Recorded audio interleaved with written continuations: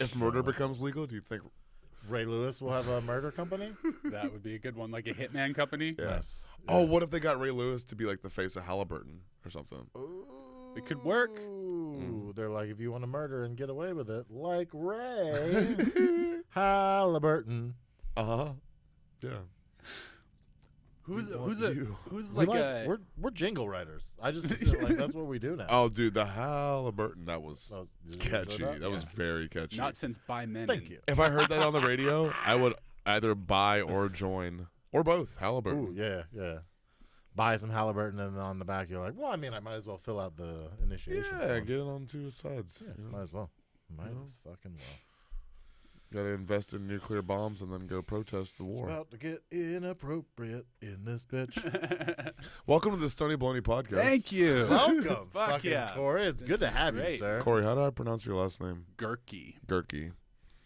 It's heavy German, you know. Tja, Cory Goerke. Hello. How are you doing? Oh, fuck. Oh my As goodness. soon as I started talking, Gabe's like, Yeah, shut I'm up. like, Yeah, This hiya. Stundenglas. Uh-oh. How fitting.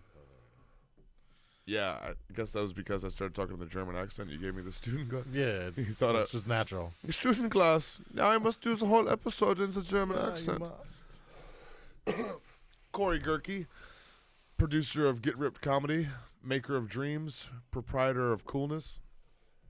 How the fuck are you doing, dude? I'm good, man. It's good to Do be you like here. that? I like that a lot, yeah, actually. dude. Yeah. It's very good to be here. Long time coming. I wish I'm happy to be here. Does it take you a long time to come? It does. I That's really got to focus. It's those fucking antidepressants. I tell you. Yeah, what a shitty boyfriend. He doesn't even know how long it takes you to come. I know. Like, It's just like he doesn't even. sorry. I don't even know him anymore.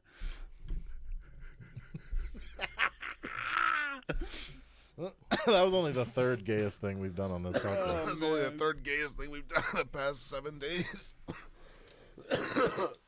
Ty Rivera and Colton Dowling both think that Gabe and I are a homosexual couple. Yeah, and that's fine. That can just stay that way. Like, it accidentally happened, and then we just kind of committed to the bit. Yeah, you know how we do. This thing is fucking great. Once man. one of us yes, the other one ands. Well, I'm the yes, he's the end. Ooh, Let's see. it's like a pitching catching situation. So you're the dom. He's the sub. This week. Yeah, we switched. we're Yeah, both we switches. do. You switches, of course. Got to keep it interesting. Oh, my God. Oh man, big fan of this. Big fan of this. Never drank the bong water. You neither? No. Here's the thing. I've eaten lots of roaches. Oh, fuck I've never yeah. done that either. Never Wu-Tanged a blunt? Oh my god. Does it get you really fucked here's up the if thing. you eat? Just makes your belly warm. You've only smoked weed as an adult, like Yeah. as a smart person. We smoked weed as absolute idiots. Fuck yeah.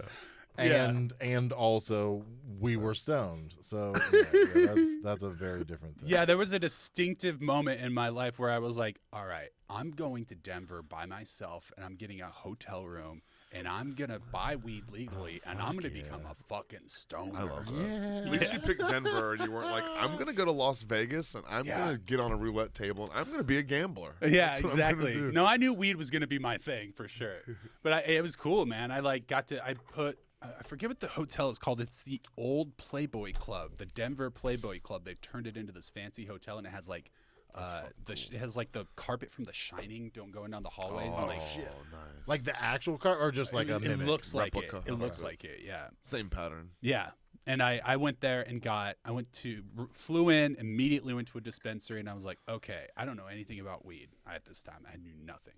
So I go there, and I'm like, all right, I'm just gonna get some edibles for tonight. My friend was like, Stroop waffles are good, so get those. And the guy at the dispensary was like, these are really good.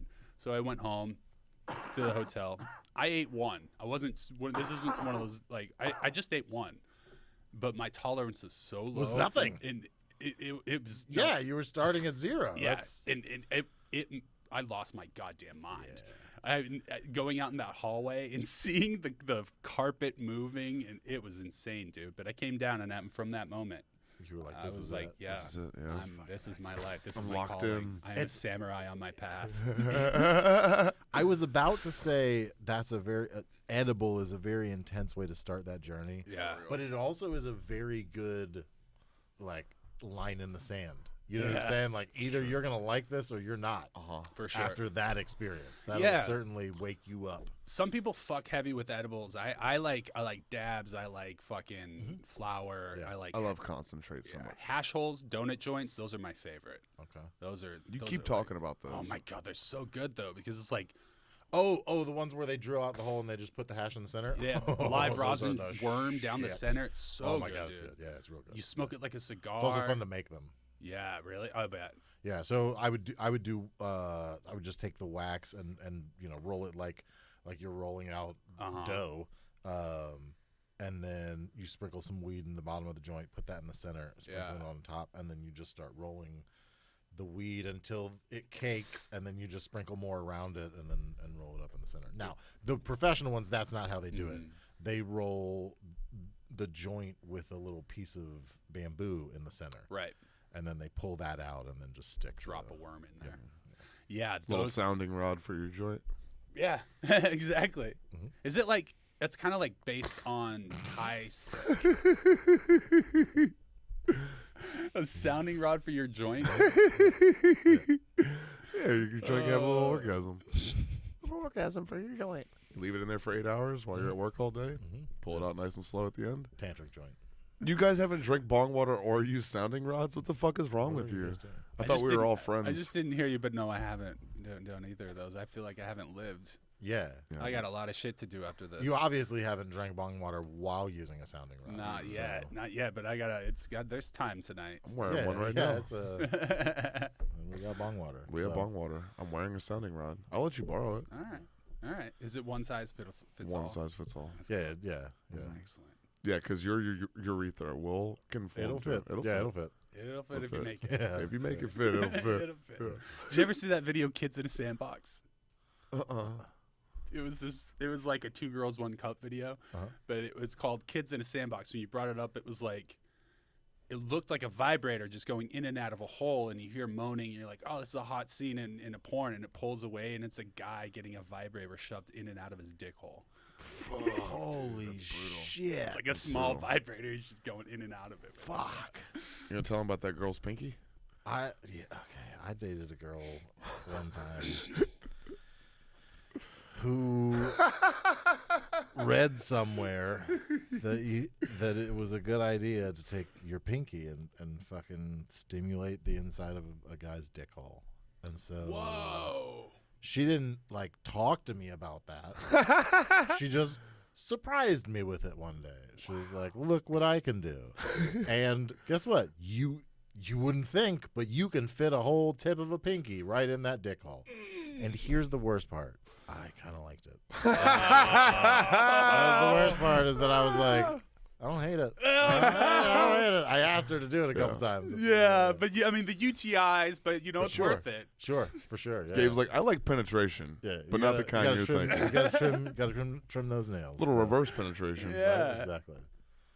Wow, that's It's like the game within the game. Yeah. It's very much meta. It's very meta. It is. I like Yeah. that. Have you ever had what was it, they put like a tube into your bladder? What is that called? Catheter. A catheter? Have you ever had that? No, I've never had See, I have. That's why I don't think I'd ever fuck with that, because that is the worst pain I've ever felt. Is But getting did a you like catheter. wake? They put it in while you were conscious? Yeah, you get them when you're awake. Oh, that's they're just not- like that's and not breathe. nice. Sometimes when you're out for surgery, but yeah, I've had it when you're awake, and they're like and breathe and relax, and they just shove it in. Dude. Yeah, it's. They don't like ask you about sports or anything, Yeah, trying and to then distract you. They try to, but it's like you feel it. You're getting something Yeah. jammed in your dick hole. Yeah, so you it's feel kind it. of that. It's kind of that. That's you're true. focused on. Yeah, it's not fun, man. I've heard stories of people like waking up and yanking them out, or like wake up like they. Oh, like pull on accident, just like ripped it out. No, like or they like, wake up and they're like, "What the fuck is this?" Why am I in the hospital? Yeah, because they don't know what happened to them. They had to have surgery and they put a catheter in them. They just wake up like, huh. Yeah. Oh, yeah. So I learned about the medical term degloving Oh fuck. Let's go. Yeah. because a good friend of mine got in a motorcycle accident where he was just driving at night and a lady just turned in front of him, and he hit the back of her car and went over the edge of the car and into the road and shit. But his dick fucking caught the edge of the car, and it degloved his penis, which is when you Pull the skin off. peel the skin all the way back, and then they have to fucking Can they do some Peel work it while it's back. back there though? Could they be like, let's add a couple let's inches? fluff it up. Since Let's the hood's fluff it up, let's see what might we as can. well. You know? Might as well. You're Well, in it's there. already up. You ripped up the carpet. You might as well put some hardwoods down. Yeah, put some padding in. Yeah. Yeah. You know, maybe they That's a can. good Maybe it question. can. I never asked. I haven't ever seen it. I wanted to. You already obviously. ripped up the carpet, but- put some padding down. Yeah. yeah. Just put some double padding in. You know. Just give me like a little stint, you know what I Yeah. mean? Just a little Just a little- extra. Yeah. Yeah. Little shim. Yeah. Little shim from a cock. Yeah. Cock shim. Cock shim. You know, it's an area of Cock shim's the name of our band, by cock the way. shim. That's a great. Cock shim. That's It's a great. good band. Yeah. We play ska punk. What's it called when it's like that, but not with your dick? It's with like a finger, and usually like rodeo people get it. Yeah, it's the same exact thing. Yeah, it's Shit, where, it's where it catches on the rope and it just peels your skin back. Yeah, ring avulsion. I think that's what it's called. The medical term is, and it's where it like catches it and it degloves your entire finger.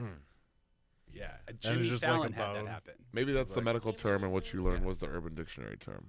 No, degloving might be for like the Is penis, the though. action, but what he's talking about is a specific To the type finger. of, Okay. of that Okay. thing Yeah. happening. Yeah. Okay. Because it happens so much with like rodeo people, and because you're like Jimmy Fallon was in his kitchen and he tripped and fell and caught his wedding ring on a counter, and it pulled off everything. No. Sick. Yeah, Fuck that. and they had to go in and like. Is that why you reattach stopped wearing everything. yours? Yes, correct. Oh, Do you need a place to stay tonight? No, we really are watching the football game why? tonight, aren't we? Yeah, we are. No, you know why I quit wearing my wedding ring? Because we got the house ready to move, and so my wife moved the jar that has my wedding ring to a new place, and so my brain doesn't ever think to go there, and so Honey, I forgot to wear my wedding ring when I drove down to Austin tonight. I don't know how I keep doing that. Bullshit. If I want attention, I wear the wedding ring. That's true. Are you kidding me? Yeah. Yeah. That makes sense. Yeah. I don't know if I could wear a ring now, So you without just knowing that you shit. we should get you one of those shirts that's just like pictures of your family and your dogs all over the shirt, and you can wear that all the time. Nice. That way, if you forget your ring, Ooh, you'll have the okay, shirt with The you. shirt will just look like the fine. back Well, of a everybody's minivan. here. Then they'll just think Yeah, that's your exactly. family that left you, and now you're doing stand-up comedy. They're gonna be like, this all makes a lot That of shit. sense. That shit last night was very funny when Leonardo? was like, my dad beat me and fucking all these things, but he never did Psychologically. stand-up comedy. Fuck you, Leonardo. I hope you're watching. You're not, but fuck you. Leonardo. Yeah, that was fun. All right, so this is what we do on the Stoney Baloney podcast. What's up? Do a hang for a little bit, like we've been doing. Okay. And then we're all going to swap stories based on your story. You've already given us a heads up, a prompt, I guess is what we would identify it as. So you gave us a story prompt. Gabe and I are going to tell stories based on that prompt. Okay. One of us is lying, one of us is telling the truth. So at the end, when you're nice and fucking Stoney Baloney'd, you got to figure it out. Fuck Who was yeah. Stoney and who was Baloney. Fuck yeah. Okay, I like Yeah. this. This is good. Ding, ding, ding. Round one. All right. Yeah, tell us your story. Okay. Whew. Also, thanks for being on the podcast. Yes, Thank Thanks you. for doing this. Thank you. Yeah. I've wanted is to a be long on time for coming. a while, and I am very happy to be here, man. All right, this story should be fun. I grew up in a very small town in Wyoming. I'm not going to name the town, but It's that good of a story. You can't even say the name of the town. I would've- I like it already. Yeah. and like every small town, there is everyone knows your business, and there's a very small, tight-knit community. You know, everyone knows every cop, everyone knows every sheriff, everyone knows the mayor. Your dad probably went to school with them. My dad worked for the school. Oh shit. My dad was Okay. the business manager of the school district. Yeah, so you definitely knew everybody. I Even do. more so. My than- parents owned the only video store in town. Oh shit. Yeah, so people knew. So this is a story about how I got involved with a crooked cop in a small town in Wyoming and started a jackass-style rivalry with him. Oh shit. Sounds like a fucked up episode of Fargo. Yeah, right. Yes, absolutely. Also, okay, so how many cops total on the force? Yeah. So total on the force, which that's a whole other story. The wild shit that happened with the cops on that force while I was there. But there's total 5. Oh shit! So you literally Like maybe 6, and then the chief you were of fucking police. with 20% of the police force. Yeah, exactly. So this guy was not. A lot of them we knew the whole time we lived there, and the reason this all kind of started was because of because of Jackass, and specifically because of the CKY videos. Oh fuck. Because we grew up in the mountains, so there was a lot of snowboarding. And also, what the fuck else are you gonna do? Exactly. You're in the middle of nowhere. Yeah. But we had these videos, and we just watched them over and over and over again. And we were like downloading the soundtracks on LimeWire and giving On tornadoes LimeWire. My god. torrenting everything. Fucking Yeah, LimeWire. Ruining computers. yeah, Oh my just God. destroying Oh. them. Yeah. Oh, yeah, my yeah. God. All of But them. we got that that soundtrack that sounded like it was recorded on an Indian radio. The amount of Which it was. It probably It was. It certainly That's was. where the virus came from. the amount of friends, family computers that I've ruined with LimeWire Oh yeah. at sleepovers. It's a high number. I was very fortunate that my dad had a computer from work that was a Mac, so it couldn't get any viruses, and so I was good to go. But, Nice. so I was literally the go-to. Everybody was like, "Hey, I want this movie or this fucking CD or whatever it was," and I was always the one who fucking downloaded it and put it on disc for everybody. Is that still the case? Do you think that there really isn't viruses for Apple computers? Oh, I think there are. I think it's very different now. Okay. Yeah, but I think it's 'Cause I do still remember less that. so than PC. Mhm. But yeah, they're at for the first like 15 years that they were in existence. I don't think there was a single virus that was like actually successfully. But yeah, that's happened now. It's a pretty good track record. That But is. it's a stellar track record. Yeah. Fucking really stellar. That is good. So, Trying to get that endorsement. So you guys are watching CKY videos. You're obsessed with, CKY2K, Jackass. CKY3, and my friends were skateboarders. I was too big, Okay. and I played basketball, so they're like, stay the fuck off the skateboards. Yeah. But I liked it, and I was into filming shit, so we went around and did crazy shit. They would like scale apartment buildings and ollie between them, like 3 stories up, and we would just Fuck look yeah. for mischievous shit that we could do. Just like Just general fuck around. Because Yeah. that comes so much with that community. Mhm. It's Yeah, just like we live in small town Wyoming. well, Yeah. but also like the skateboarding community yeah. because it built into it is it's a thing that like pisses off a lot of people most of the places you do it Mhm. just already. So you might as well fuck around. Yep. You're already making That's people true. mad just Yeah, that's doing the true. thing you love to do. Yeah, You might just as double well down. fucking- Yeah, Yeah, exactly. That's it. Yeah.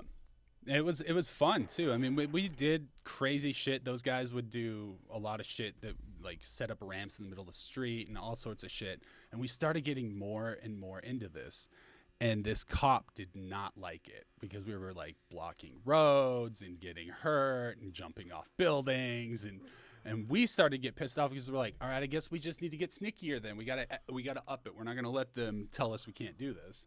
and that also that element of it being a small town makes it so much more personal because like if you're in a big city and you're a cop and there's this punk ass kid who does a thing, you might never see that kid ever again. Right. Even though he might do that exact same thing 10 times in the same spot, you Yeah. might never have to deal with it again. Yep. But this guy has to deal with your shit as long as he's a cop there. Yeah. Well, It's fucking excellent. And the thing was, he had 2 sons, and one of them was a little bit older than me, and one of them was my age.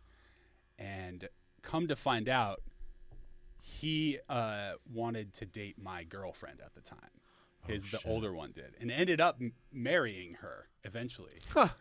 So he was Because they clearly both into never it. left the small this town. Is lots of intertwined. This is good. So that I think this definitely plays a factor into it. But we just started getting this moment where like there were a few escalating moments, and the first one was we were bored one night. It was around Halloween, and we were just like, why don't we just go egg houses? And they're like, no, we don't want to go through neighborhoods and shit. Someone's gonna catch us. And they're like, hey, we know how to get up on the rooftop of the high school or the middle school. There's cars right there. Let's just egg cars from up. They'll never know it was us. So we went up there, and guess who was driving by Right at that fucking moment. And exact here's moment. the deal. It's hard to hit a car with an egg from up on top of a building. You Very got- difficult. Oh, yeah. That's a solid shot. So we all threw one at the same time to make sure.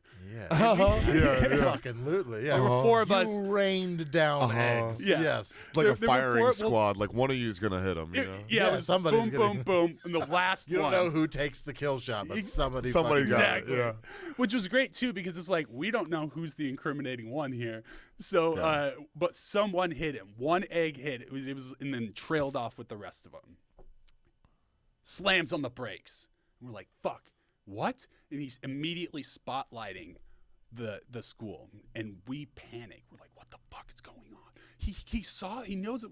Starts Like, circling. did he see us when we were up there? Like, he knew we were going to throw him? Fuck, that's instant. He must have saw something he knew, and we try to leave, and we realize he's circling the school and spotlighting and trying The to whole find us. fucking roof of Lights the on, building. Oh, slowly going around. So we have to find another way down. Yeah. We find another staircase, and we're like, okay, so we don't have any. We had to jump down. My friend like breaks his ankle on this jump. Oh, fuck. We're hobbling around. We have nowhere to go. So we run away. We're figuring, all right, we got to get off the road or he's going to kill us. So we jump the fence across the street and hide out in the cemetery for like 2 hours waiting for this guy to go. Finally, he gives up and goes away. That was the first escalating moment. And then we decided to go by his house later that night and egg his car in his parking lot just to be like, just no. like we know where you live. And that we know was that you probably know the that we straw know. that broke the camel's This back. shit isn't over, motherfucker. Yeah. So he came to my parents, and we all got approached about it, and we were just like, "You can't prove that this was us." Well, how many kids in the town was there? So the whole town, there were 2,700 people. My graduating class had 40. There was probably 200 people in the high school, Okay. and we were 15 and 16 at the time. Yeah. So the amount of people that it, Could have been also, yeah. Not only was he pretty sure anyway that it was you, but also, like, there's 3 other people it could have been. Yeah, and that's the thing. Like, there was no one. It was one of us. There was like maybe 5 of us. It could have been if we were all there. So it was like, it was one of us, you know. But they didn't have any proof, so they had to let us go.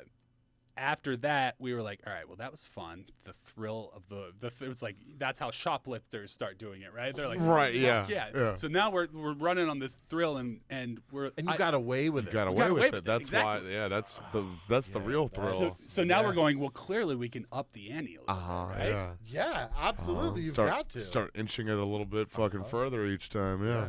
So I lived, A little bit my bigger family, when we moved to this town, we lived in like a very old, shitty townhome. My parents did pretty well, and they made like some good moves and had a really cool business and a video store that did well. Ended up building a house on the golf course. Okay. So we were just fucking around after this, kind of talking and playing golf. We're not good at golfing, but we were just out there fucking around. And all of a sudden we look up on the hill and we're like, huh, someone left a golf cart up there. So we walk up there and we look and there's a key in it. We're like, That's a So fucking we get in mistake. there Oh yeah. and For it turns 16-year-olds, oh my God, that's fucking gold. It turned on and we're like, okay. We joyride with it for a little bit. The course is just closed. The sun was going down. There's like 2 hours where you could play golf for free after it was closed. So we just go out, and it's my backyard. So we're like, all right, let's stash this thing until dark. And if they leave it here, then we'll come back and have some fun. Because we found out you could take the key out, and then you could start it and take it out, and then you could start other ones too. Oh, once it was started, it would just run, And you could pull take the it key out, and then Oh, you could shit. start other ones, but they were bolted up. So we had to get like channel locks to go. Oh no, they weren't bolted up. That's what it was. They didn't bolt them up. So we were able to just, after dark, we went there and it was still there. Lo and behold, stashed. So we're like, all right, so let's try this out. So we pushed these golf carts out to quietly into the middle of the golf course and started them up. And then we had the time of our lives Oh with my those things. God, Bumper yes. carts. We ghost rode one of them into a pond. Oh, fuck yeah. And then we left them there, but we kept the key. And this is where the real trouble started. God, it sounds like such a fun night. It was so it fun. such a Absolutely, fun yes. night. And also, it's also fun to live long enough to see those moments from both perspectives. Right. To be like, imagine being the poor fuck who worked at that golf course who comes in the next morning and you're like, what the fuck happened? What in the fuck? One of them's in the water. You got to just drag that out. There's no tow truck. One of them was You just got to pull that bitch out Oh, of the yeah. fucking water. one of them. We greens rolled are it. ruined, We rolled like- it down a hill. Oh, yeah, of course. Yeah, the whole roof is It was- collapsed Oh, yeah. in. We were Because they're smashing easy them to into roll. each If other. y'all are fucking Yeah. riding them, smashing them into each other, and just being 16-year-olds on yeah. golf Yes. carts, you definitely Yeah. rolled a few. Yeah. Did anybody like? Nobody like broke a collarbone or anything during this? Well, my friend had the broken ankle still. Oh, so- and he's fucking around in the yeah, golf that's my boy. That was also. yeah. so he's like that- cast on and shit. Yeah, he was an amazing snowboarder. He was an amazing skateboarder. He was the one that was doing like jumping gaps between apartment complexes. Fuck he yeah. was breaking shit all the time. Yeah. He's Yeah, like he oh, does yeah. crazy like mountain climbs now and shit. He's a bad man. Yeah, he's yeah. great. And he was always doing crazy shit. Yeah, car surfing was huge. We would do car surfing all the time to see how fast we could go, and it was scary as Yeah, shit. that's some crazy shit. I did that shit. Yeah, it's terrifying. It's fucking insane. I had a kid that I went to school with that was like that. His name Brandon Bonner, and he was like the skateboard kid. He actually got like really popular in the skateboard community for a while because he did this like big stair gap in DC that nobody had done.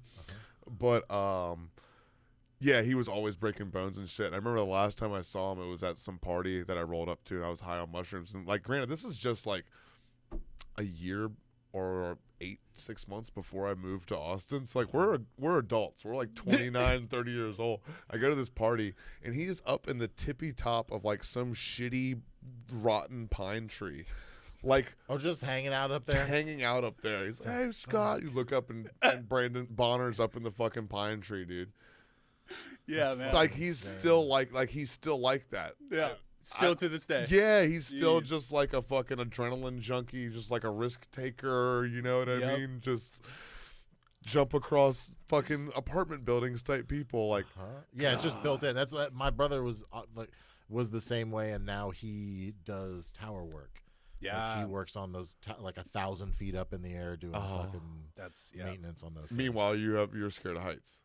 Yeah, he tried to get me to, when he first started doing it. He was like, "I know a couple that I can get you. Like, we can go climb them, and like, I have safety equipment, but like, nobody's gonna come and fuck with us, and you can just go up there." And I was like, "No, why? Why There's would I not do that? enough safety equipment in the world. my You're friend. getting paid, yeah.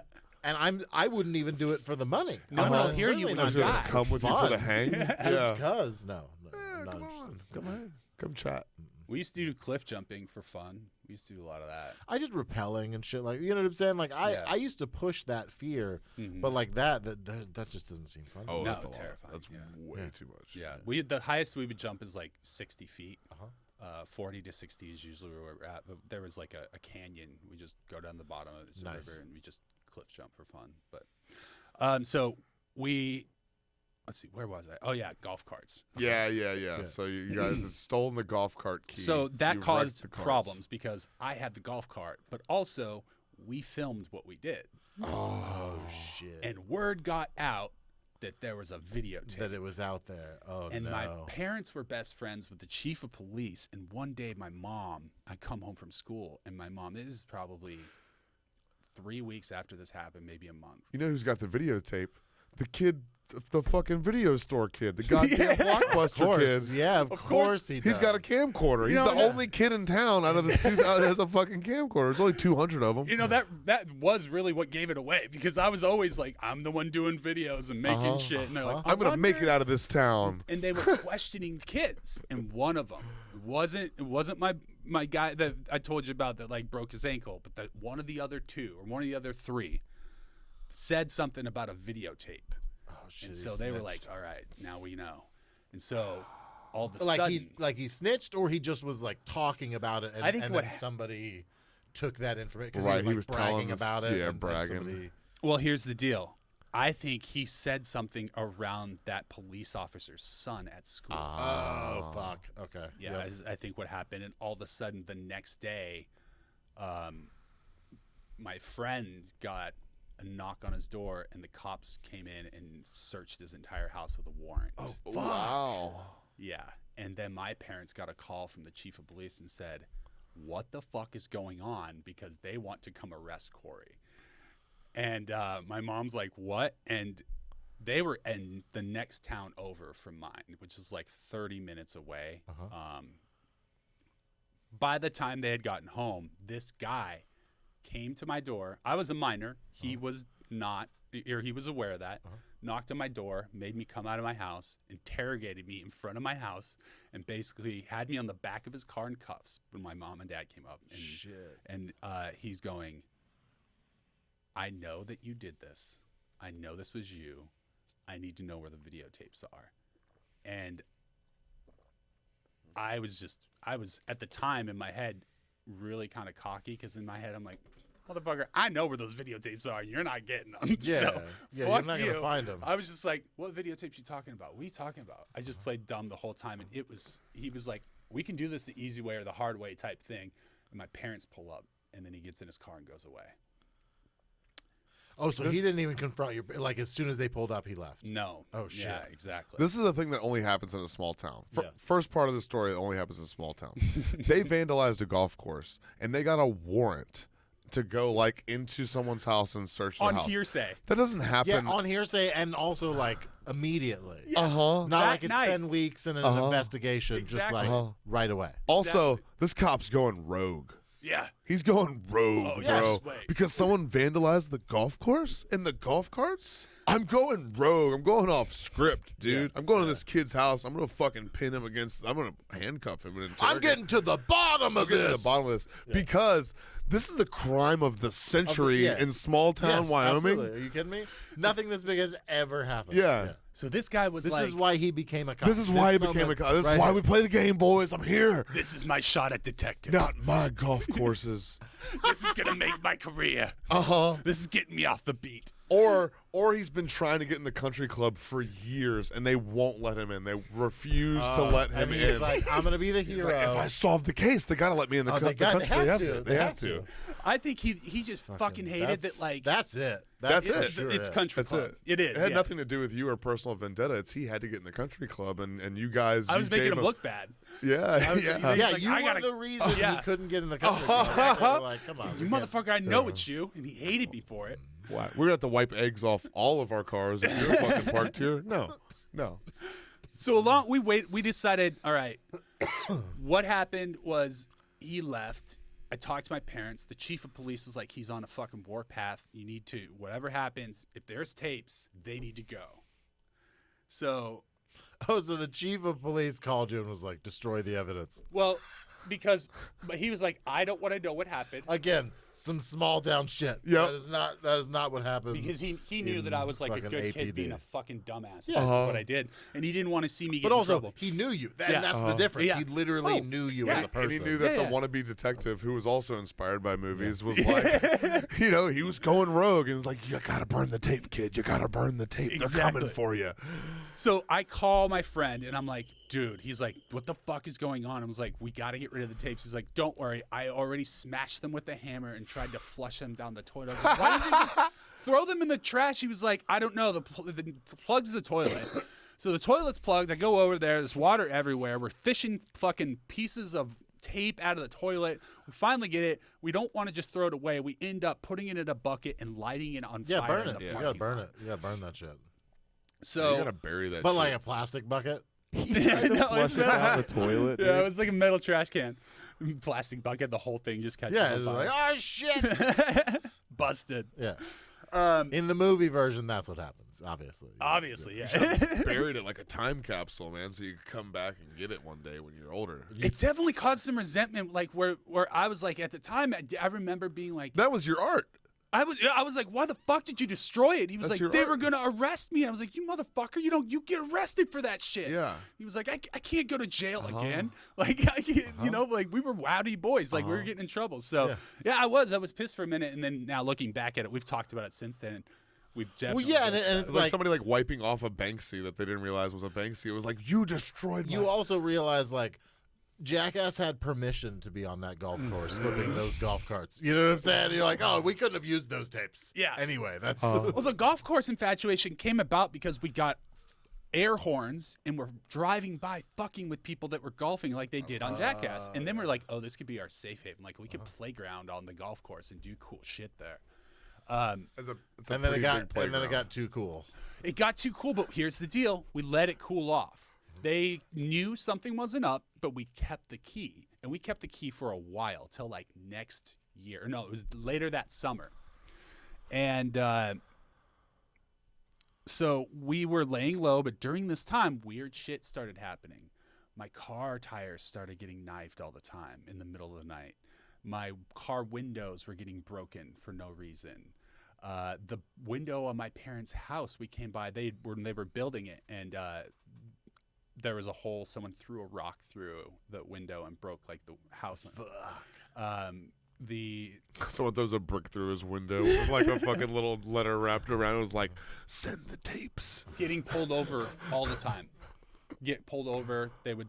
You're just being harassed. You're clearly being vandalized by this like rogue cop. I mean, there was one time in front of our town park. We would just hang out at the town park. It was like Dazed and Confused, you know. Yeah. I mean, and he drove by, and we had a citywide curfew for minors at 10. You had to be inside. The tornado siren would go off, and at that time, you had to be inside, or you could get a ticket. Was that like an all-time thing, or is this okay? Yeah, every single day. I was wondering if that was like a no, they're like, curfew because that of got me. implemented because of the shenanigans that y'all were doing.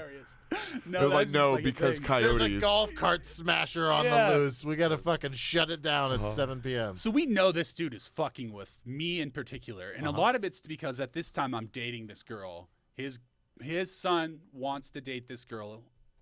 They used to date his younger son. Oh, it's not just that it's an ex that he's trying to get back with, and you're in the middle. Oh shit! And she chose to be with me.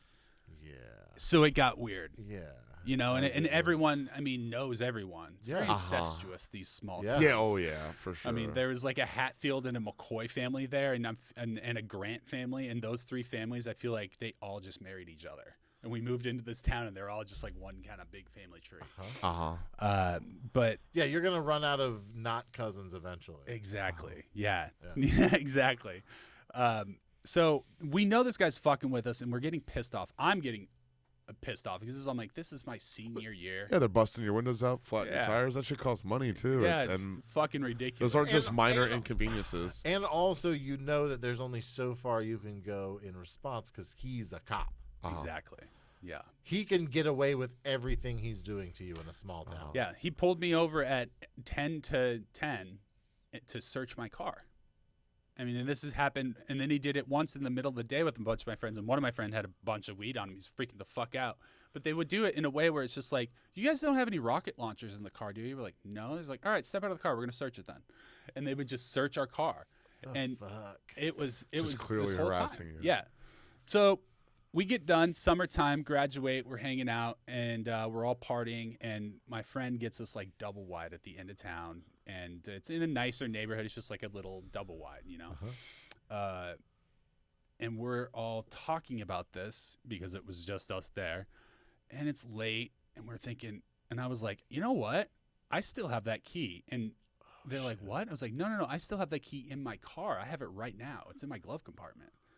And we're fucked up because we were doing. I'm like a serial killer. I like to carry the token around. Trophy. You got to keep a trophy. Yeah. Yeah.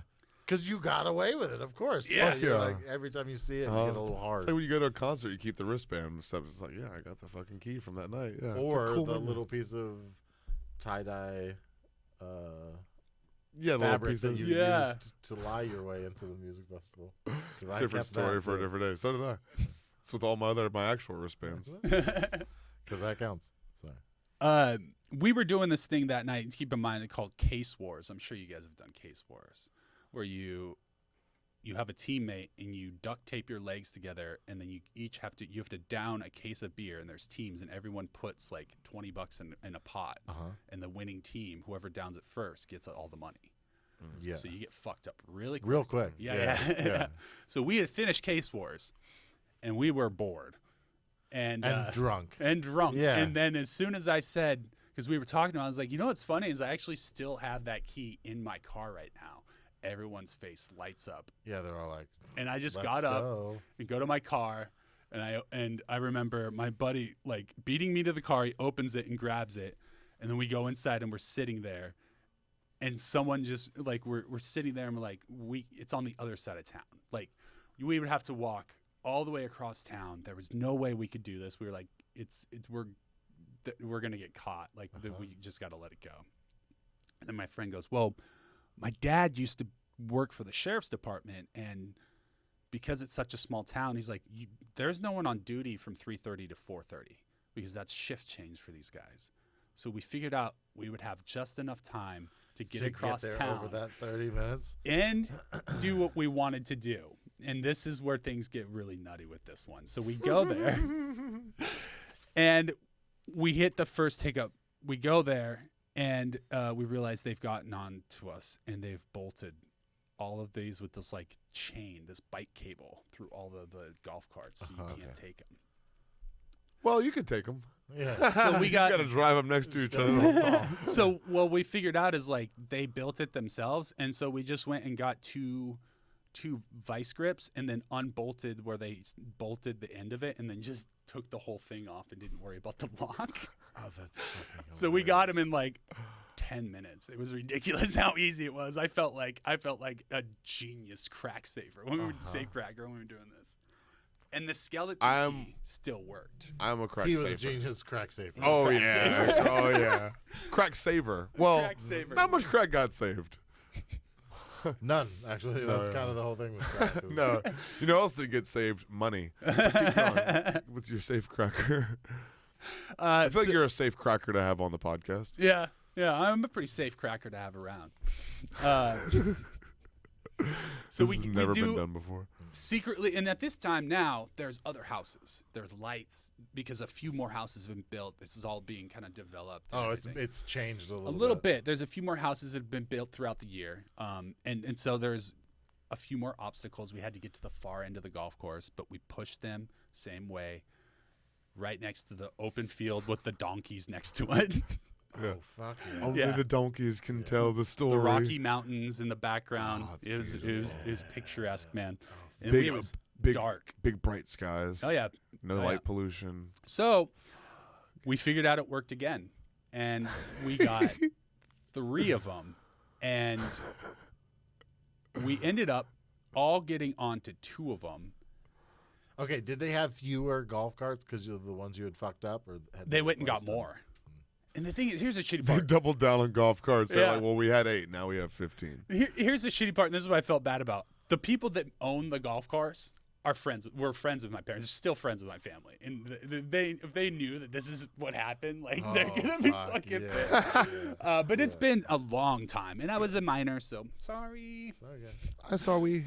It wasn't Things me. happen. I'm just saying this could have happened. Yeah, this Yeah. is a story about somebody. doing this. Everyone kind of knew everyone, and yeah, so there was that, but also like, you only live once. You're stupid and dumb. Yeah. So Young, dumb, and full of cum.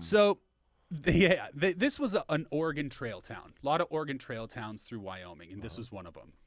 And all of them are built the same. Where like, Is that where they like developed the game, or? yeah, it is. Did a lot of people die of dysentery in your town? It was a problem. Yeah. How many oxen were there? Well, none by the time I got there. Yeah, they'd all perished on the way. But it's weird. You can almost see how they would go through these towns because they are all shaped the same, where they just kind of loop off the interstate, and you can go straight through them and go back on. Huh. So it's like the frontage road for like. Yeah. It's like the frontage road just goes out a little bit further than the highway, so Pretty it just much. turns into like Main Street, Mhm. and then goes back onto the highway. That's exactly it. Huh. All those towns, man. And Pretty even interesting. through like Nebraska, a lot of them. That's how that is. Uh-huh. Yeah. So Yeah, and it's weird because Route 66 is kind of like that, or it just goes Yeah. straight through. Yeah, it just goes straight through There's Main Street. at least one specific one I remember, but I think there's 2 different ones along the route I took through Wyoming. That it's like you're coming around a bend and it's nothing, and then you come around the bend and it like opens up, and there's just like a whole town right there. Yep. And that's it. And if you just keep going a mile on the highway, you're just back to nothing. Yep. It's fucking crazy. Yeah, and they're tucked away. I mean, Wyoming's a crazy place. It's kind of how the coal mining towns are out in like Virginia and West Virginia and stuff. There's just like you'll be riding through the mountains and it's just mountains and valleys, and all of a sudden it's like, is that a small community of trailer parks? Is that a whole town? That whole town is just a trailer park.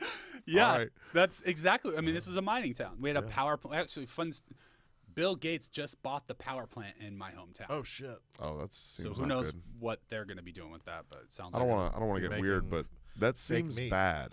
Yeah, it's not good. I don't feel like that's a good thing. Mm-hmm. So nothing's ever gotten better because Bill Gates bought it. I don't know. I don't know why they let him buy things anymore. Yeah, they shouldn't. Yeah, or like develop vaccines. I don't know what.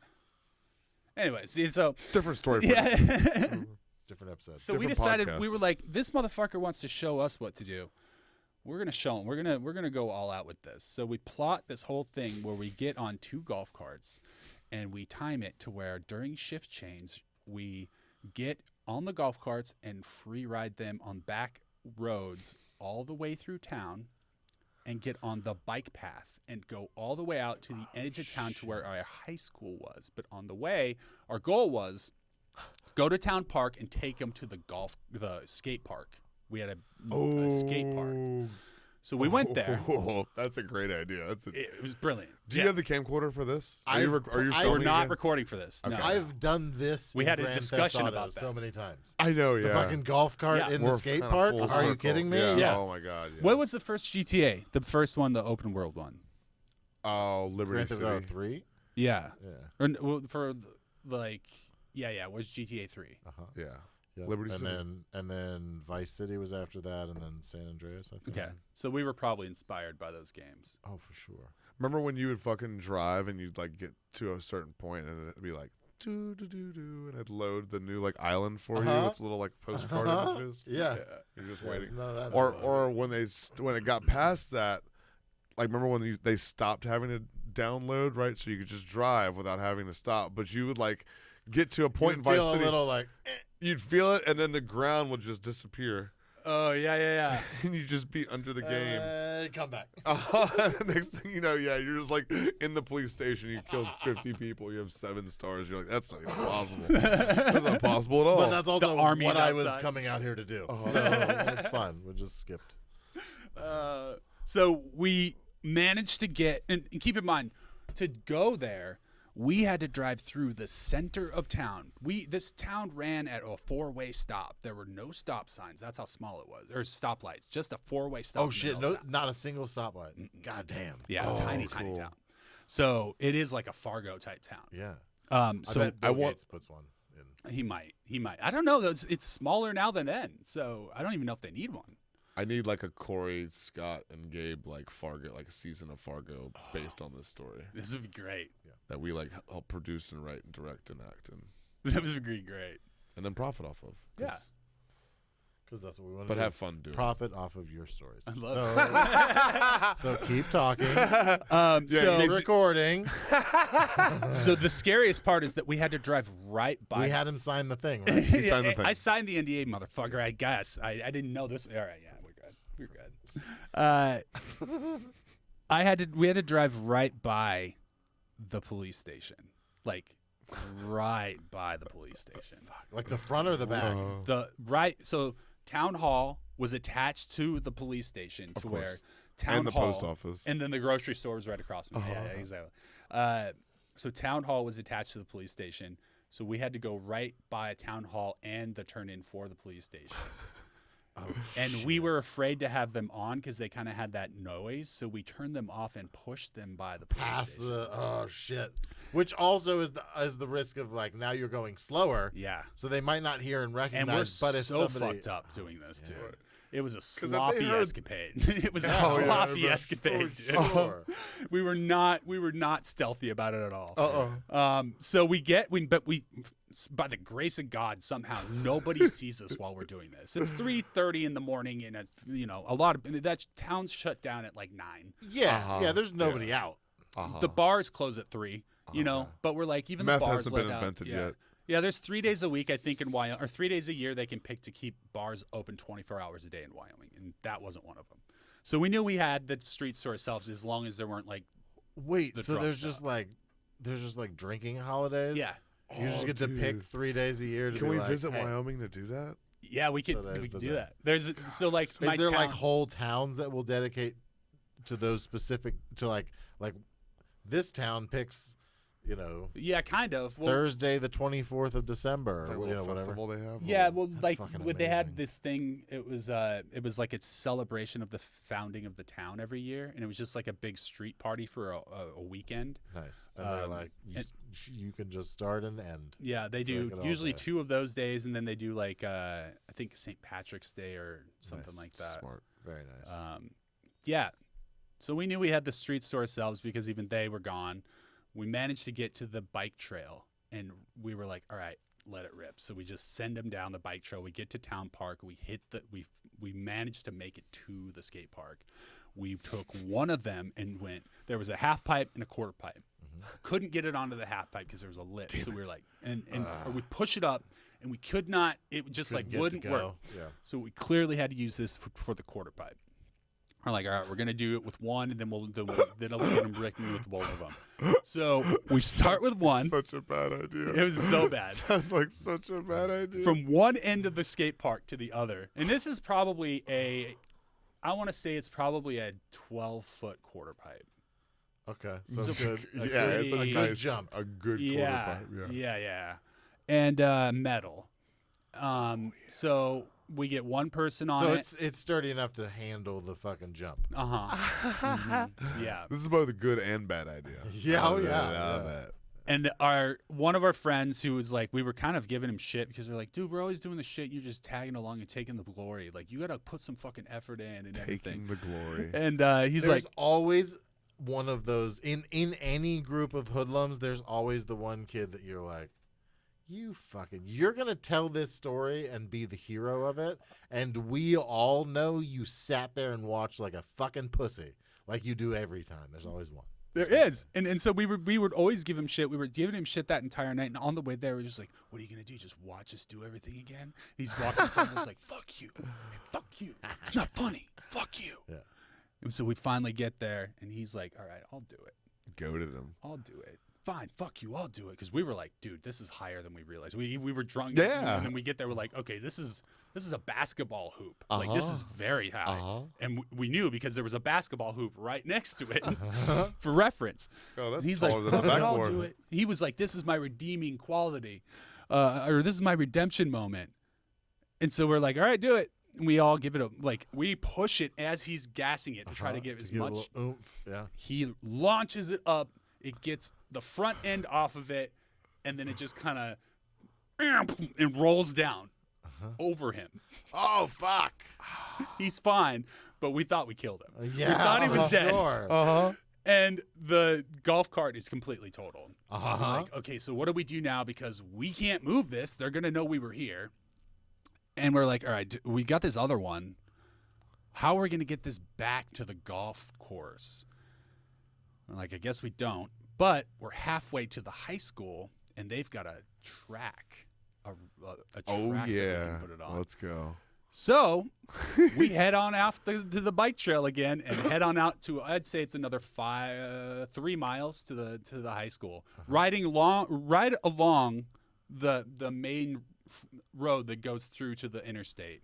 So you could just look over it and you would see 5 drunken retards on their golf cart just right next to, they're going about 5 miles an hour. And probably also all concussed at this yeah. point. Well, definitely the one for sure. Yeah. Definitely the one. We were good. Don't let We him were fall good. Some asleep. of us, but it was like, you know, the Gorillas. You know that album where they're all hanging onto the car? That's what we looked like. Yeah, just I driving bet, to yeah. this high school. You guys look like the fucking opening scene of Mad Max. Yeah. And we weren't accounting for that time. And that's the thing. Like, we got there and we're like, yeah, now how are we going to get it into the track? And we realized everything was locked and we're in the parking lot. And for some fucking reason, we're like, well, we got to do something. This is anticlimactic. Like, what are we going to do? We're going to leave it at the high school now? Like, it's going to run out of batteries because we've driven it for 10 miles. So we got to figure out something. We just all looked up at this high school, this place that was like a fucking shithole prison that we hated this whole time. And we're finally done. We're like, you know who we hate almost more than this police officer? that lives across the street from this high school is that fucking principal that was at that high school. Yeah, equal levels of fuck you. So we were like, well, what can we do? And before I even realized what's happening, two of them hop into the golf cart and they just head full speed towards the front doors of the high school. Oh, shit. And bail and then smash the golf cart through the front doors of the high school. Alarms start going off. Oh, immediately. Immediately, yeah. And we're like, okay, well, now what are we going to do? Loud, you broke into a government building style. Not only did we did that on, we did that. Not only did we do that, but we weren't accounting for the time and realized that we just did that at the worst possible time. When the shift starts, like, and everybody's like, there, hungry and pissed off and like ready. And the people that just got done are just now wrapping up. So everybody, all five of them are there. It's two shifts. Yeah. Oh shit! Yeah. All five. But also all five. All five of them. There's gonna be cops everywhere. All right. So we're like, okay. We look at each other, and it was weird. Like, there was a lot of moments where I felt like we were really on the same page with shit, where we wouldn't have to even say anything. We could just look at each other and we'd be like, okay, we gotta get the fuck out of here. Telepathy. We all looked at each other and were like, we gotta get the fuck out of here. We pull the thing out, and for some reason, I was certain that the tires were going to be flat on it. Tires were good. They're those super like hard rubber tires. They're not like inflated tires. Tires were good. So we were like, okay, we got to get the fuck out of here. How are we going to go? We panic. There's only one way we can go, and that's back on the bike path. So we go back on the bike path. Halfway to the middle of town, we see Cherries and Berries coming down, and they're driving this way, and they pass us, and we're like, fuck. Y'all have the lights on the golf cart? We veer off into a ditch just low on. We don't have the lights on, and luckily they're not spotlighting. We kind of veer off to the side so they can't quite see us. They never slowed down. We all about shit our pants. Because they don't have the windows down. It's like they could have. No, and also they're not expecting a golf cart to be. You know what I'm saying? They're just going. You could definitely see it. If they were to have looked over, you would have seen us. But they weren't looking over. No, they weren't paying attention. So we know now they're all right there, and we have to get the fuck out of here. But we realize there's no way in hell we can make it back to the golf course with this thing, because one, it's making some wonky noises, and it's driving like this now, and there's five of us, and I mean, we look like the Beverly Hillbillies driving down the middle of town, this thing. And so we're like, okay, what do we do here? And we had a friend who was like this really cool, like, rocker dude whose dad had a car garage, auto garage that he did work in right down on the Platte River. We lived off the Platte River.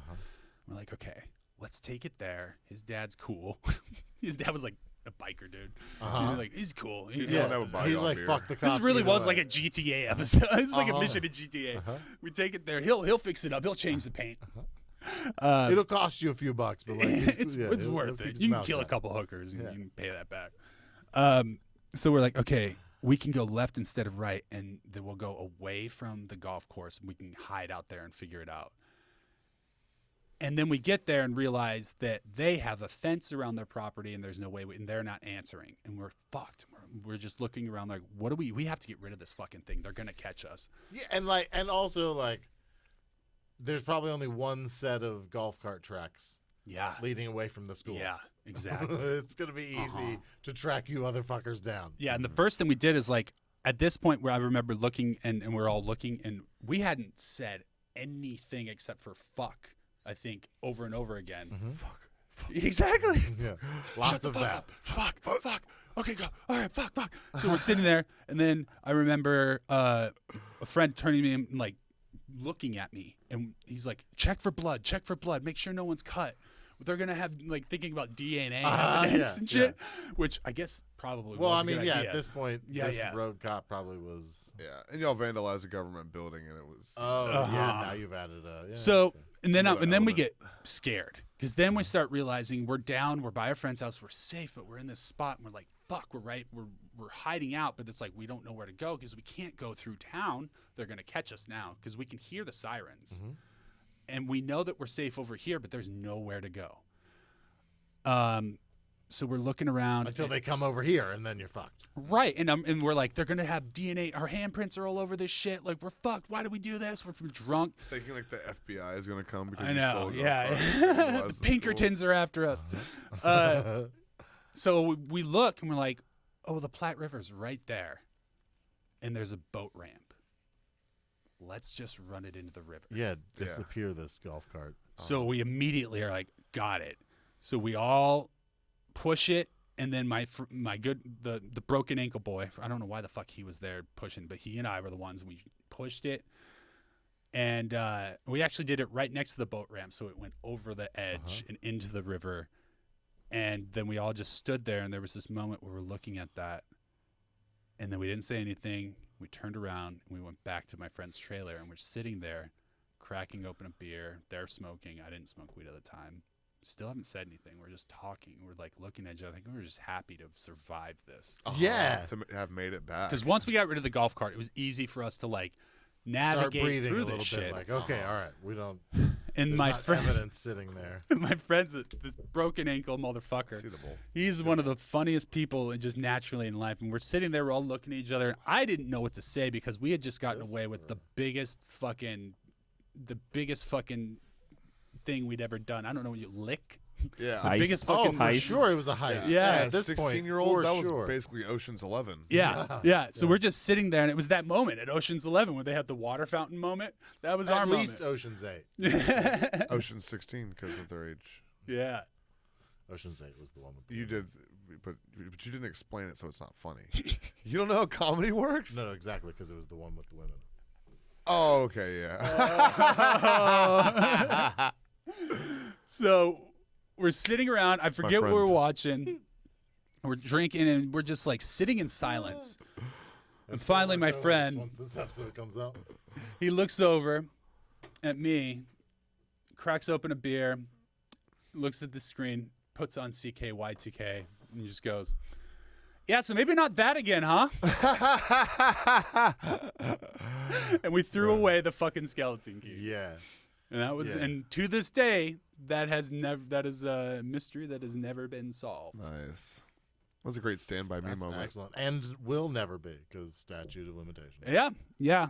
Unless they want to try me as a minor, sure. Yeah. Also, that's Say just fun. a story that happened in Cory's hometown that he fictionalized gonzo journalism style to didn't sound like happen in he his hometown. was. Yeah. He's not this even is- from Wyoming. He's I, from Montana. I just He's pulled not. a Lena Dunham and made up the entire thing. Yeah. It's all for fame. Pretty wild, He's though. the baloney in this story. Oh, that was fun. That was a saga, dude. Yeah? That was That's a- that was the yeah, that's ballad of spectacular. fucking Cory. That honestly, not to shit on your other heist movie, but like that's your first fucking heist movie. It's good, right? yeah. I was just thinking about that. That's as I a was saying fun it. story, and obviously you dress it up for film and Yeah. and add things to the story and exaggerate the characters a little bit. But that's a good fucking I, story. don't know. Here's the I think funny it should part. be written and pitched to the Fargo anthology. We could be a people. Fargo. It is a That's- very like because of where it That happened. is such like, a yes, far, it like the does, small yes. town fucking. Well, the funny part is I went Northern back years Midwest. later for a Fred's That wedding, bottle. and Just put a little water in it. some of the kids that weren't there but just like knew us were at the wedding and at the reception. People drink like fucking fishes up there, and it's higher than a mile above sea level. So it's higher than Shitty-titted bitch. Denver, and people can just drink and drink and drink up there. So we're drinking bottles of champagne. Everyone has a bottle of champagne, and they're like getting drunk. And then finally, someone turns to me, and this kid asked me, he's like, man, I know what you did. Come on, I know what you did. Golf cart, school, half pipe. And I just looked at him, and I was like, I don't know what you're talking about. And as he was walking away, I I've wanted to never be like, heard. I've it never wasn't heard a any of half these pipe; words. it was a quarter pipe.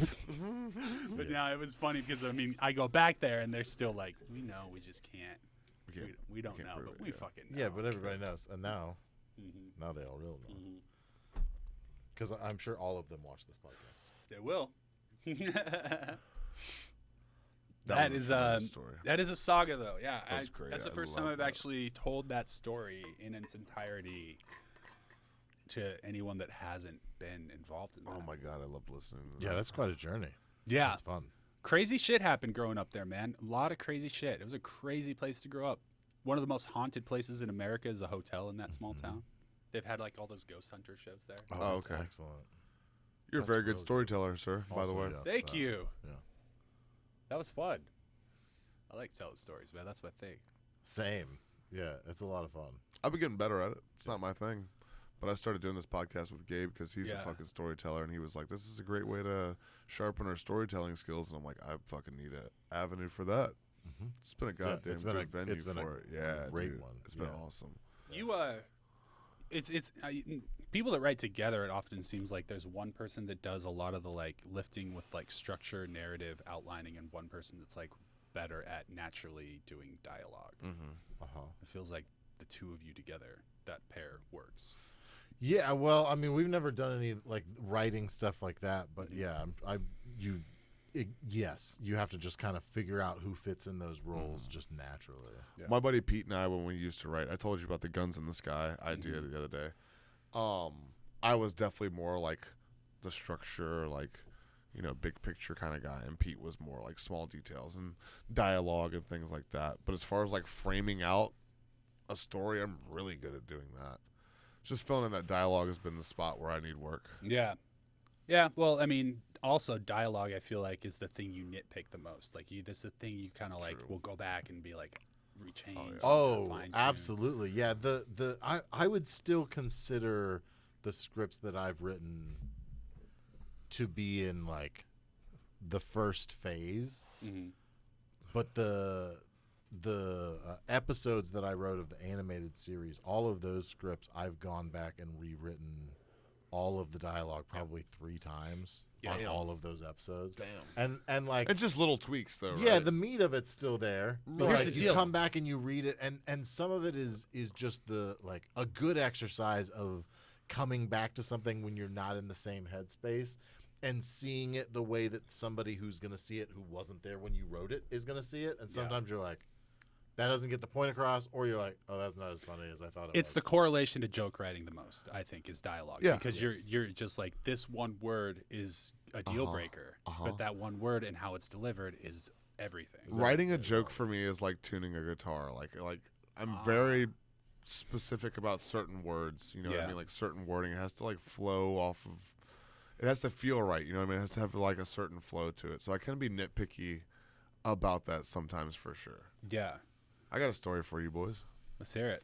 I love small town hijinks, and like I'm not like small town like that small town, but I grew up in like a suburb between Richmond and DC. Okay. But I love childhood vandalism stories. 'Cause God, do I have a lot of those. We did a lot of fucked up shit. A lot of spray painting the high school and destroying the neighborhood parks and TPing people's houses and stuff like that. One of my main buddies that I used to do this with was my friend Keith. Keith Ray. Yeah, no, Keith Lipkins. So when we were like, this is probably like middle school, not probably like, honestly, this is probably the summer between 7th and 8th grade when I first started smoking weed. Like not long after Grandma died, and everything changed. I just realized, I was like, the bowl. Yeah, I asked you for the bowl. Fuck, dude, that took me way too long. Yeah, no, that was like 20 minutes ago. Whoa, Wowzers, hey there. Hopefully you remember your story. We'll see. Yes, when we all decided that we were going to do this Yeah, you just podcast, drop it. and you told us the story, you left, and then Gabe and I were like, I know exactly what story I'm going to tell. Right? We both did that back and forth. And then last night when we were hanging out, I was like, We both had just straight panic. Like, what the fuck were we gonna talk about? Blanked out of my mind. Dude, No, last it's night I was racking my brain because there was another story that I told you about that I was gonna tell, and I thought of a few others, man, and I realized like I had a pretty wild childhood. Good. Little mountain boy growing up, you know, the great white buffalo of Wyoming, just growing up in the mountains. But I was writing the story out and like thinking about it and be like, all right, do I need to change shit? Like, what do I change? What do I keep? What do I not want to incriminate? Like, can I actually tell the story? but I had to tell it. I think you did a really good job of telling it. And it's a very fun story. It's a fun one, yeah, right? It does need to be told. It's oh a yeah, fun one, man. I honestly think that's the best story that's been told on the podcast. Oh, hands down, yes, yeah, for sure. Also, where we've really sat here and like nobody's ever come in here and really captivated us that much. Like we've had some really good stories, but Gabe and I interject so much in the stories. That's the quietest that we've been. Oh my God, yes. The most like, yeah. Tell me more. And then what happened? What about the golf carts? All right, so Keith and I used to fucking destroy everything. We used to get in all sorts of shenanigans and stuff like that. Okay. Particularly Ding Dong Ditch, and this is like Ding Dong Ditch phase. This is right before things started getting really haywire. I just started smoking weed. But this is the Ding Dong Ditch and prank calling phase of my life. This is like AOL Instant Messenger days. So like this is good times. The internet was very limited at this point. You know what I mean? Like everyone didn't have a computer in their fucking pocket. You know what I mean? Yeah. E-Bombs World soundboards and your cell phone, your telephone, your family's telephone, and Star 69 were your best friends. Oh, Star 69. So many prank calls on E-Bombs with Crank the soundboard. Yankers was hot. Oh, Crank Yankers was hot back Yankers right there, right was back the then. shit. Yes, Crank exactly. Acres is still still holds up, man. That show fucks. And little did I know that I was what an incredible whoever had that idea. Fuck you for having that, so I couldn't. Like just animating that ridiculousness. And doing it with the comics. Oh my God! All the comics amazing. that they had do it. Yeah. Fuck, So you were doing it around that time then? Yeah, for sure. Okay. It was definitely around that time. And this is probably right around the same time you were doing the shit that you're We doing. were It's like fucking up the world, dude. Jackass Times, AOL Instant Messenger. You know what I mean? Like LimeWire. It was those. It was the LimeWire. Keith's family computer is one that I ruined many a time. I definitely fucked. You're Keith's the family. reason they had 7 family computers. Yeah. Over high school. Yeah. Sidebar. Keith's family. Keith Ray. Is the one who they had like bootleg DVDs and shit. Oh fuck yeah! They're the ones who I first watched Dave Chappelle stand up. That's the first place that I watched like Dave Chappelle stand up. And this was like before Chappelle's show. It was it Killing Them Softly or Live at the Fillmore? One of those is before Chappelle's show, and one of them's afterwards. Killing Them Softly is his first one. But I remember watching that as a kid. Like, I definitely attribute some of my comedy career to fucking Keith and his family and watching those videos and shit, dude. And all the porn that I watched on the computer. So much porn, dude. So many. All the horse porn. All the horse porn. It was LimeWire. There was so much horse porn. Horse porn. So much. Girl from Duke University has sex with horse. You're like, I mean, Duke University. It's for science. It's for science. It's a good school. Yeah. And they've got a great program. They do. Yeah, their equestrian program, clearly. It's great. Only thing better than their equestrian program is the lacrosse team. Yeah. Same girl. Yeah. Yeah, same girl. Same girl. Horse girl, lacrosse girl are the same girl. Same person. Yep. Shout out. Love you, sis. So Plot twist. So Keith and I would always like leave his house. His house is like in the very back of the neighborhood. It's like his house and then the woods. Keith's house was so far in the back of the neighborhood that there was like the town's water treatment plant that had been built, like that the neighborhood was built around was like back. That's how far back in the neighborhood he was. He was on the other side of the water treatment plant. Like we were back there, dude. Fuck. Gravel roads, in-state maintenance. Keith's the last one in the neighborhood. He's like tucked in the very back. So we would always like go out, right? And then kind of, sweep yourself backwards, right? So we just kind of go out onto the town and then mop our way back to Keith's house.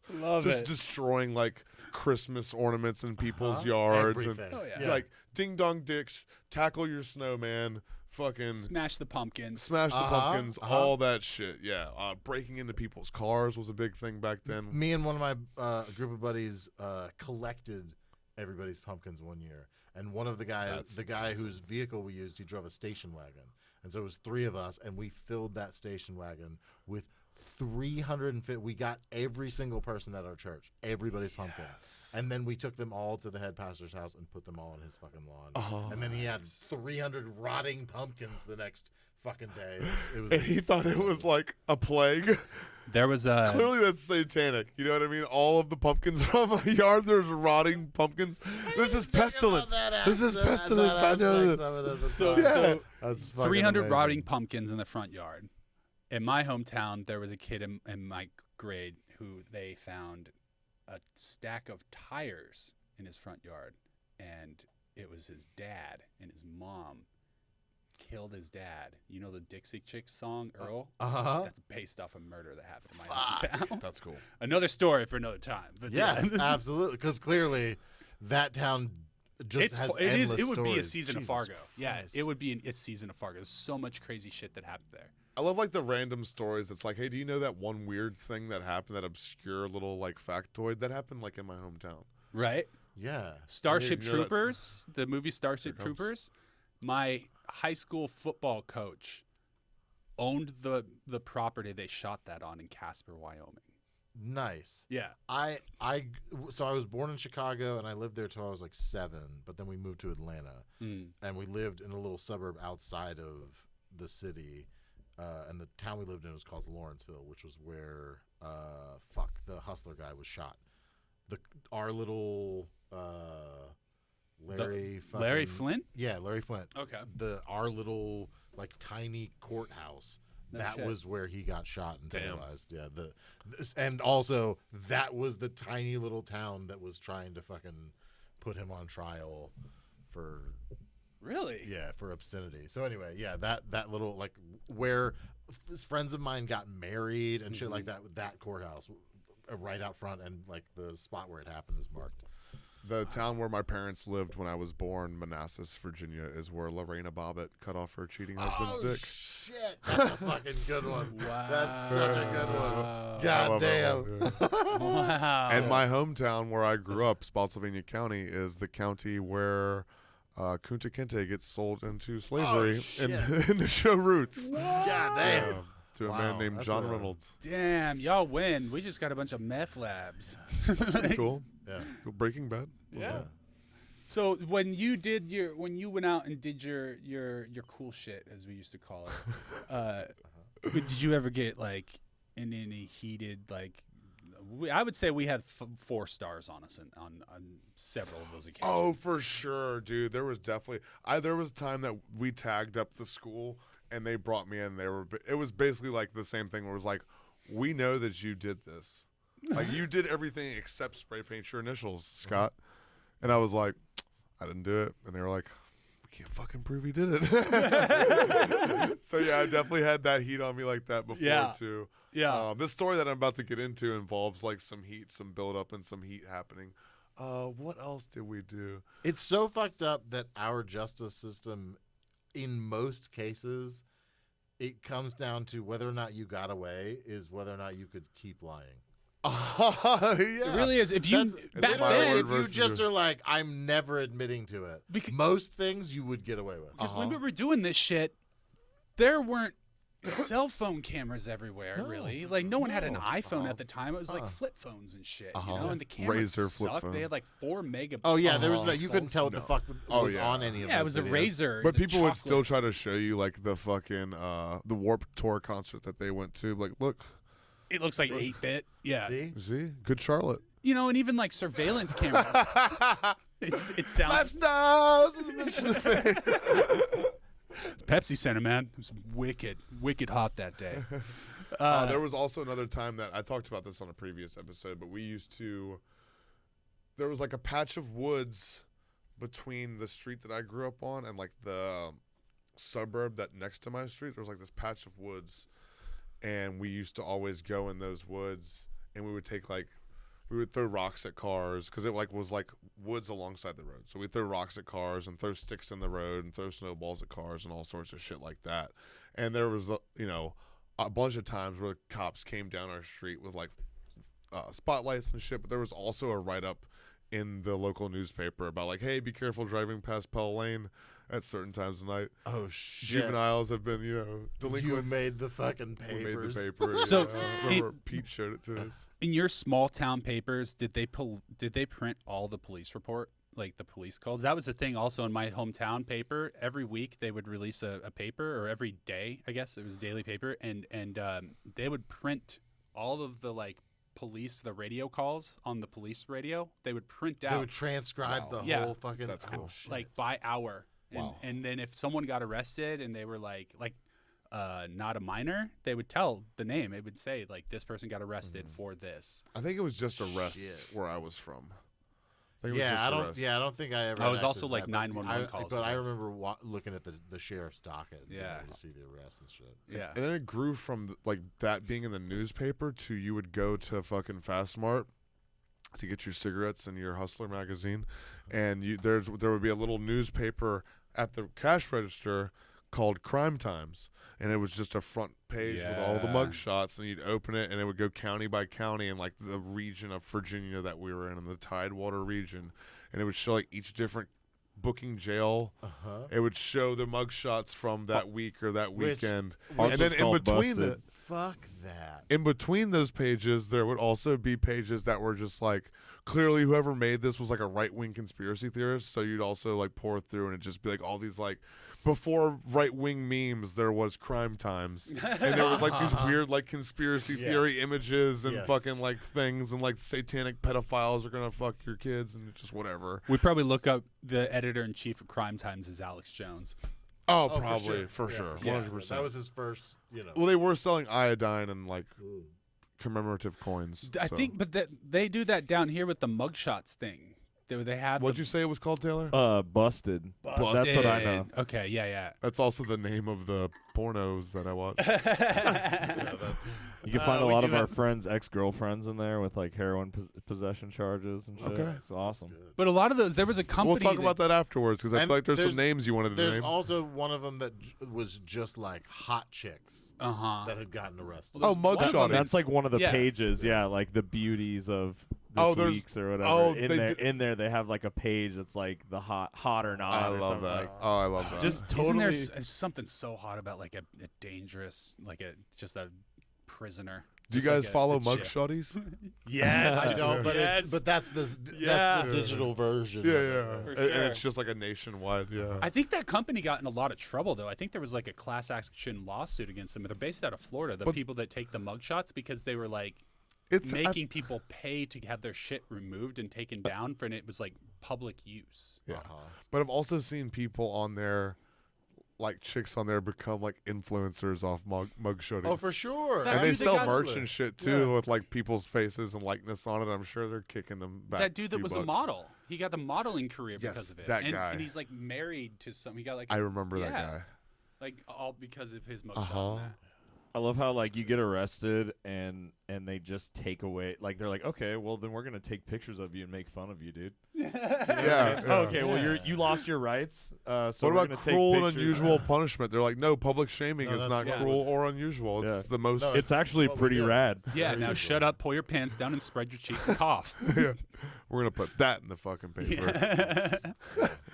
Oh yeah, we had the heat on us a bunch. Nice. But this one person in particular, so it was like the last house. There was always this one house that was the last one we would hit every night on the way home, whether we were egging or TPing or playing Ding Dong Ditch, which at this point in time was like our MO. It was Ding Dong Ditch and fucking Smash prank, something prank on the way calls. out. Prank Oh, calls. Nice. We would also, I've done this a couple times before too. We would like order. This is when they first started doing online ordering for like Papa John's, Pizza Hut, Domino's. So you could just like order a pizza to somebody's house for them to pay cash. Like it was before they were like figured out like, oh, we need them to put in a credit card number. So you could really take advantage of that. So shit. you could send. One time we sent like a car load of pizzas, like a load. Like, you know how there was pumpkins? yeah. Like, it was a Subaru full of pizzas to our friend John Farron's house. God damn. Yeah, pizzas and garlic bread and Hell yeah. all the sauces and stuff. Yeah. Yeah. And they're like, no. Your name is right here on the order. I didn't order that. Remember when you could order delivery cash?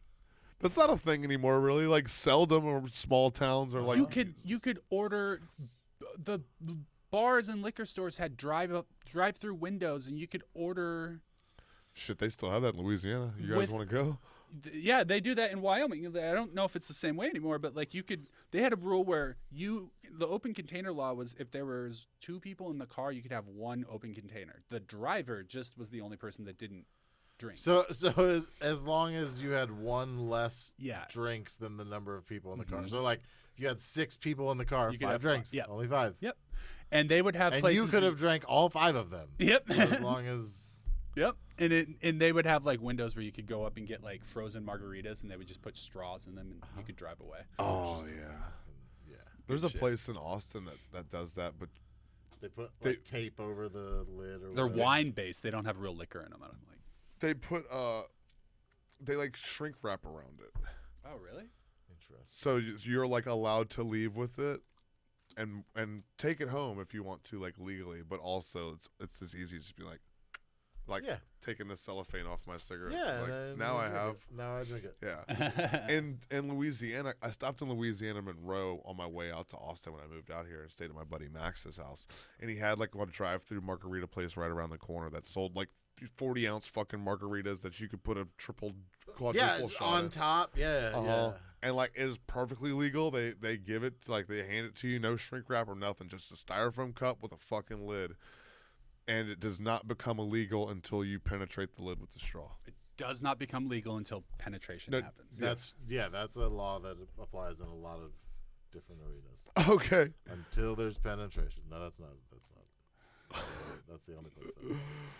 All right. So Keith and I would go out and sweep the town. You know what I mean? Fucking, we would go out through his neighborhood. It was also like a neighborhood that was like Keith's at the bottom of the hill. So we would kind of go out, start at the top of the hill, and just kind of zigzag our way through the neighborhood, whatever path it was we were going on that night. And then right before we got back to Keith's house to do prank calls for the evening, we would fucking stop at this house and ding dong ditch them. And yeah, maybe we were smashing shit too, mailboxes, fucking pottery on the porch, you know what I mean? Maybe you throw their kitten in the backyard over the fence at Keith's house and the dog eats it, you know what I mean? Whatever. Yeah, you know?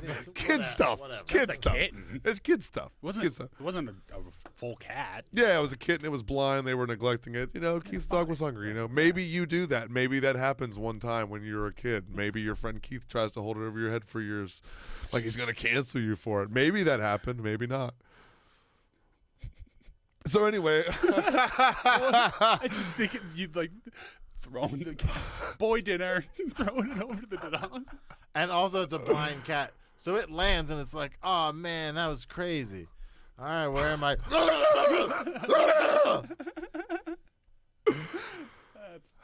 man. It's fucking amazing. look, we all sacrificed Keith's dog. We were kids. Don't act like you guys didn't sacrifice a kitten to Keith's dog. My dad, his grandfather chewed tobacco out, and it used to come in like drawstring pouches, and they would take those pouches and take baby chickens and put them over their head and pull the string and then go up to the roof of the barn and put them on the roof and let them walk around until they off the fucking edge. Wow. Have you ever put like tape, like masking tape, on the bottom of a cat or dog's paws? Oh, yeah. Because their like sense of feel is on their paws, so you do it. They like don't know how to step. Kitten mittens. Kitten mitts. You'll be smitten. So whatever. Keith and I would do harmless Yeah, 13-year-old stuff. Hot boy shit, you know? Just doing hot silly boy pranks shit. with the boys. Yeah, just doing hood rat shit with the boys. And we'd get back to Keith's house and we'd order pizza to people's house. One time I remember I prank called, like, I called Domino's and like switched over and called Pizza Hut and switched back. So like they rang and like they both answered at the same time. And they were like, did it work? yeah, they both thought that the other one was like a prank caller fucking with them. Oh, that's great. And I'm just sitting there like on the third end, just like that's witnessing it. Oh, my God. Yeah, dude. just like an As like a 12-year-old. Oh my gosh, dude. Yeah. Oh, man. fucking leading the orchestra. Uh-huh. God damn it. Like what's his name in Boondock Saints, where he's like he's got to turn on the music. Willem Dafoe? Willem Dafoe. Thank you. Yeah. Great role, man. So, not only did we always hit this house on the way home, the last one, but there was a number that we would always prank call every time we prank call people. It was like the area code, the first 3 digits, and then just, which was like, you know how every town has like, okay, this is our area code, and there's the couple like 3-digit starters for the different zip codes, basically, right? Mm-hmm. We only had one area code for the whole state, but yeah. Holy shit. Yeah. Okay. There's God damn. 307. That's 307. all of Don't do that. Wyoming. That was. Hey, look, you already told a very You're doing so good. criminal Thanks. I story. know, Now he's I know. throwing up gang Blur that out. signs. We're going to need to make notes. Just pixelate that. We're going to blur out the no gang symbols allowed. So we would always call this 555. That was the last 4 digits was 5555.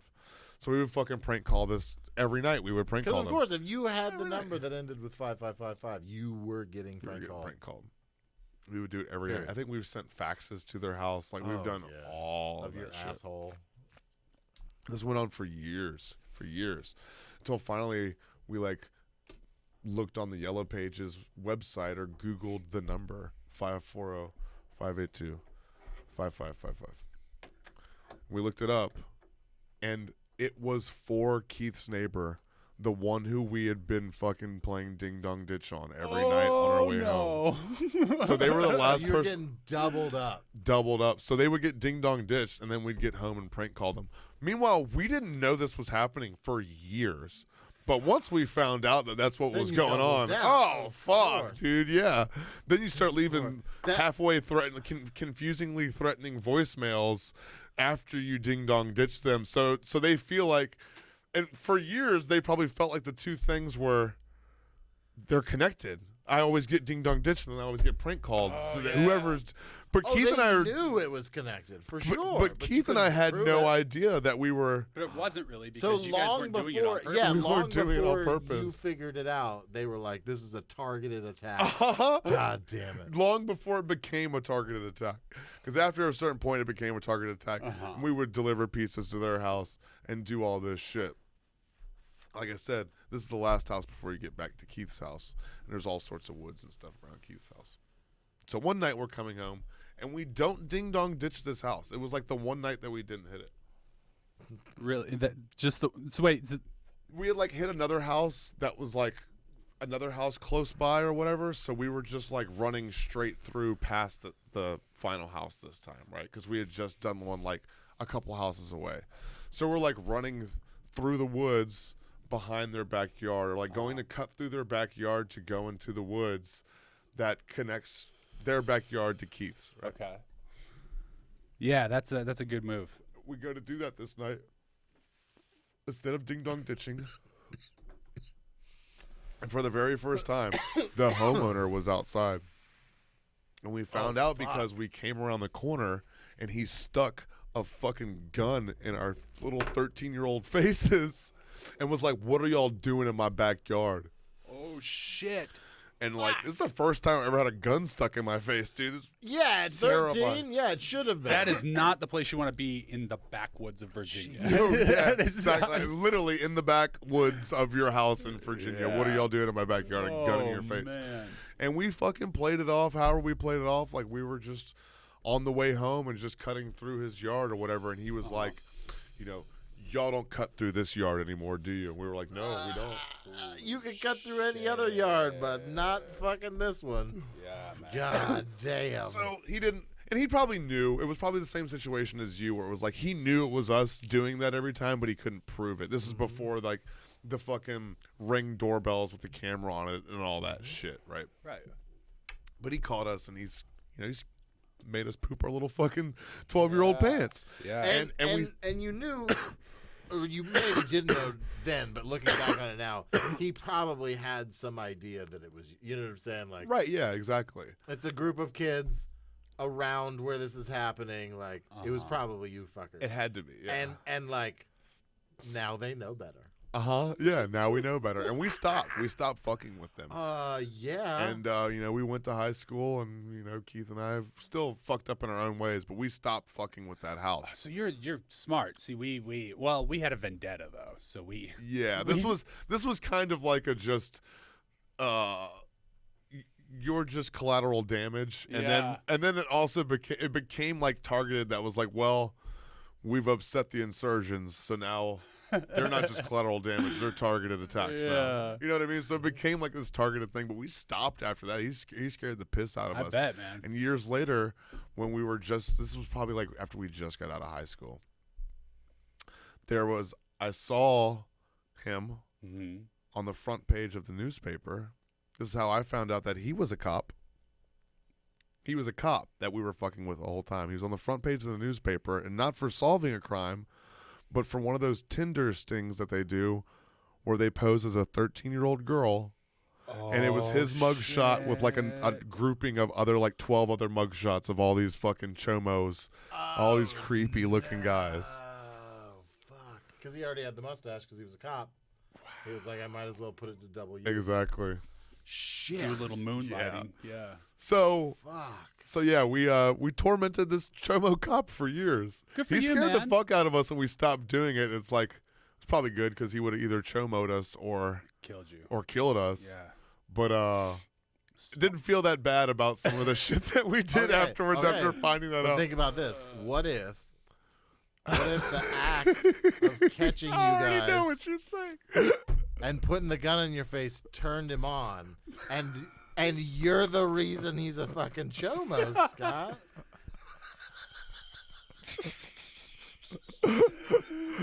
Hey, it wouldn't be the He first was time. like, what are these feelings? Can you imagine that's his defense? He goes in, he's just like, don't kink shame me. For like,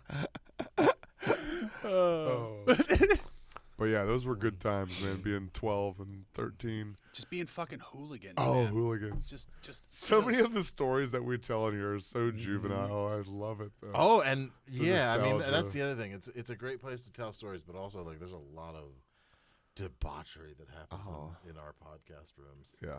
Speaking of, we haven't mentioned this, but welcome to the new fucking studio. Yeah, you're the first episode in the new Yeah. studio. This is beautiful, man. This is a great setup. Yeah, you got a thank good thing you. going here, This is man. very This is good. good to see it. It's like every time I see something, you guys are just evolving and growing the show. Yep. It's Thank great, you. man. Yeah, shout out to Taylor for putting us on. Yeah, this is great. This is fucking. Follow the this is Gorecast. Yes. Uh, No more E. The E is done. oh, big changes happen with the changes. Gorecast. Drop the E. How will we recover? You want to tell your story, honey? Oh, sweet. Sweet darling. Got a lighter? Okay, so I had so when I was my story is a little bit later. When I was 21, I started selling cars, and it was also like it was right before my mom died. I was starting to get into drugs and shit, and like it was just a time when I grew up super strict Christian, and like all of my influences were super limited. Like I wasn't allowed to listen to anything but Christian music and only watch Christian TV, and like it was super insane, right? So when I hit my early 20s and was living on my own, like I started doing everything, right? I was like, if I'm gonna try anything and these are all fucking deadly sins, then I'm just gonna fucking do all of it, right? Right. So all of those things happened like right at the same time around that like 2-year period. Like I just started getting everything. I started getting into drugs. I started stealing and fucking just doing all of my criminal shit. Like it all started right in that time period, right? So you said 21? I was right around 21. Yeah, like 2021. But I started selling cars, and that was such a crazy like. That environment is also lots of those things happening anyway, right? So most people who are in the car sales business have other side hustles, and most of those are illegal, right? And it's a place where you have access to lots of people and lots of people who have money, other salespeople included. So there's always like there's a dealer for any drug. Whatever your thing is, there's somebody who's a car salesperson. People in sales love to party. Who also, yeah, absolutely, but also just like do coke at their desk when there aren't any customers. You know what I'm saying? That's what I Like, meant. Dude, there were people doing That's a coke. party. We were selling televisions at Sears. Like, Yeah, fuck Hell yeah, yeah. dude. Yeah, sales in general just invites that, but car does. sales is such a like high pressure environment that That's true. it doubles down on that feeling, right? That's true. So it was. I had just a lot of new opportunities, right? And I had a lot of different and I had a lot of fucking crazy ideas, right? So we had a bunch of different things that we ran like over that 2-year period that I was working at this dealership. We ran a ton of just different little fuckery schemes, right? So like we discovered that when they would take the cars in, like you would take cars in that were like a trade-in vehicle. If it was a car that went straight to auction, which most of them did, very few dealerships, at least at the time, would take a car in and then sell that car. You take it in and you sell it at auction, because you can take it in and sell it at an auction. If it sells for less, then you can count that as a loss on your taxes, right? It's a positive churn on the back end, right? So you knew that, and you knew also that they weren't taking inventory of what was in the car. So my buddy and I, who most of these hijinks happened with, he and I were at Best Buy one day, and legitimately he had gotten a new stereo and he wanted to take his old one out and put a new one in, right? And so we went around back to the place where you could pay them to have a tech do that kind of stuff for you, right? I used to work at Best Buy. Okay, yeah. So we went back around there, and he was like, "Hey, I can't afford to pay you guys to do it, but can you tell me like how I can get because the way they all had like a proprietary system that would lock them into place, right? So somebody couldn't easily just get in and jack them out of your car, right? Yeah. And each different manufacturer, it was a key, right? It was a different shaped thing, and you had to have the specific one for that brand to be able to unlock it, right? So he was like, "Hey, I have a Kenwood or whatever it was, and I'm putting in a Panasonic." And the guy was like, "Yeah, you know what? I think I have one of those." And he was like, "You know what? Fuck it. We get these like every week." And he just goes and gets their case that's every single brand. It's the key for every brand of thing. And he was the like, "Just figure it out. key. Just figure it out." For car stereos. He was like, "You'll find the one in there. Just try them until it's the right one, and then that's the right one, right? Because they're not labeled, right?" So we switch his shit out, and then I'm sitting there in the car, and I was like, exactly the thought you just had. I was like, we have access. We can literally take any car stereo out of any car we want. And like, we weren't trying to break into cars, but one of the few days after that, I was sitting in a car that was traded in, and I just put all the pieces together. I was like, nobody's going to fucking know. If we jack every single nice stereo out of every trade-in car that comes in, nobody will ever fucking know. None of that's being kept track of. It's a good heist. None of that's being traced, right? Yeah. So we started fucking doing it. It's such a small racket, too. It's such an unnoticeable. Yeah, and we would sell them on Craigslist, and most of them you sell for like $20 to $50. They weren't worth a whole lot. But you were pulling out, 20 or 30 of them a week, because every car that at that time, like in the early 2000s, every car that came in had one of those, right? Like you were, you know what I'm saying? If you were trading it in on a new car, you probably had a stereo in your old car, right? So, and sometimes it would be the ones with like the pop out screen DVD player. Those were the ones we would usually keep and like put in our own cars or give to one of our buddies. But we had, at one point, it got out of control because you could only sell so many of them. We obviously weren't trying to attract attention. And at one point, we had a stack of them in his apartment of over 100 fucking stereos. And at that point, we were like, all right, we're done with this one. We're not getting 100? We're not getting any more. Look like a fucking stash house from Fast and Furious. Like y'all just been breaking into tractor absolutely. trailers or something. Yes. It was fucking nuts. We were like, Panasonic okay, DVD this players. is not okay. Right? So at that point, we were like, all right, we got to stop this. We got to do something. What was the heist that they were going for in Fast and Furious? Wasn't it like the portable DVD players? Oh, like yeah, it was It was that. something Yes, exactly. so It was silly so and stupid. But that's like the thing. A Those semi-truck things full of them? Yeah, but those things sold. Those particular ones were the best because those things sold for like $500 at the time, to $1,000 depending on the brand, right? So if you got one of those, you could sell it for at least $200 or $300 used on Craigslist or whatever, right? So we were making good money. We were making almost as money doing that as we were selling cars. And that's the thing. That's why everybody has a side hustle, is because you get in that environment and you're making money, but like you're also spending money like crazy because everybody goes out to the strip club or the bar or something every night. So you're blowing money like crazy and shit. And if you're advertising, a lot of us did our own advertising and stuff. And so that costs money, right? So you would always have to find a new thing. So again, once we got like 100 of those stacked up in his apartment, we were like, all right, we got to find something else to do. We can't do this. Eventually we're going to get heat on us for this, right? So we started selling weed. We met one of the guys that was there was transferring to a different deal, or maybe he was getting fired and going to, but he was going to a different dealership either way. And we we talked to him and we were like, hey, listen, like, are you cool with us? Just, like, you're not going to come back and sell weed to these people, right? And he was like, no, fuck no. You can go ahead and have the clientele, right? So we're like, all right, fuck it. Do you have, can we also have your connection on the other end for whoever you're getting? Because we knew he was getting pounds for cheap, right? Right. And so he was like, yeah, I'll hook you up. So he gave us the connection to the guy, and we started getting pounds of weed, right? So in our apartment, we lived in an apartment that was literally, and I had over the 4 or 5 years that was my early 20s, I lived in 2 different houses that were, really just like hostels. It was me and like 4 other dudes. Flop houses. Right, they were right just in that area. trap houses. Yeah, and then there was always a rotating a couple of guys who would be in and out, and there was always somebody on So you the never couch. had like a traditional I went to college and a fraternity experience, Right. but Same thing. at the same Yes, point in my life, yes, I also lived in abso-fucking-lutely. houses like Yes, that, where it's yeah. like 5 of us living in Yeah. the same house. We Yeah. were all selling different drugs, Uh-huh. and there was a myriad of people there, Yeah, either and, hanging or buying and there every was day and a night. couple of us that were car salesmen. One guy was a personal trainer for a gym. One of the guys was a realtor. So it was just a bunch of fucking skeezy. Like our jobs were already kind of scummy jobs, and then also we were in a house of.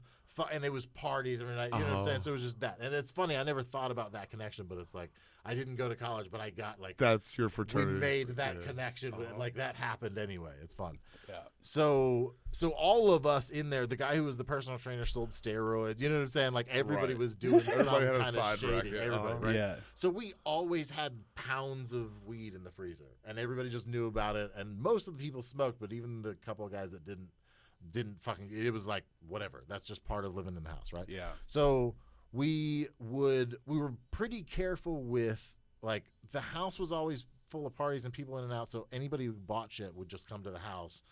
And there was always enough people that were legitimate traffic. We were so fucking ballsy. Literally, the house we lived in was on a street that ran directly parallel to the city police station and then also the county jail. Holy shit. Literally, if you walked through the woods behind our house, it was woods, prison fence. Fuck. And we were right there, just like selling Just shit, walking the just line. selling shit like crazy. It was fucking insane and honestly didn't even really think about that proximity. It was just like, this is where we are. It's happening. But nobody ever fucked with us. And again, we were always like, we had legitimate reasons for people to be there and hanging out at all hours of the night. So it didn't matter. And also, it was a neighborhood where it was like other people who were, you know what I'm saying? Like it was a cheap house in a place where. Everybody was fucking. Oh, the around. neighborhood We're that up late. backed up to the prison was cheap to live in? Okay. No, that makes sense. No. I see what you're saying. So it was weird that, like, again, it was always that situation, but it worked. And so we always had people coming in. We were very careful about, like, traveling with it, especially when we were going to pick it up, like. You had, Of course.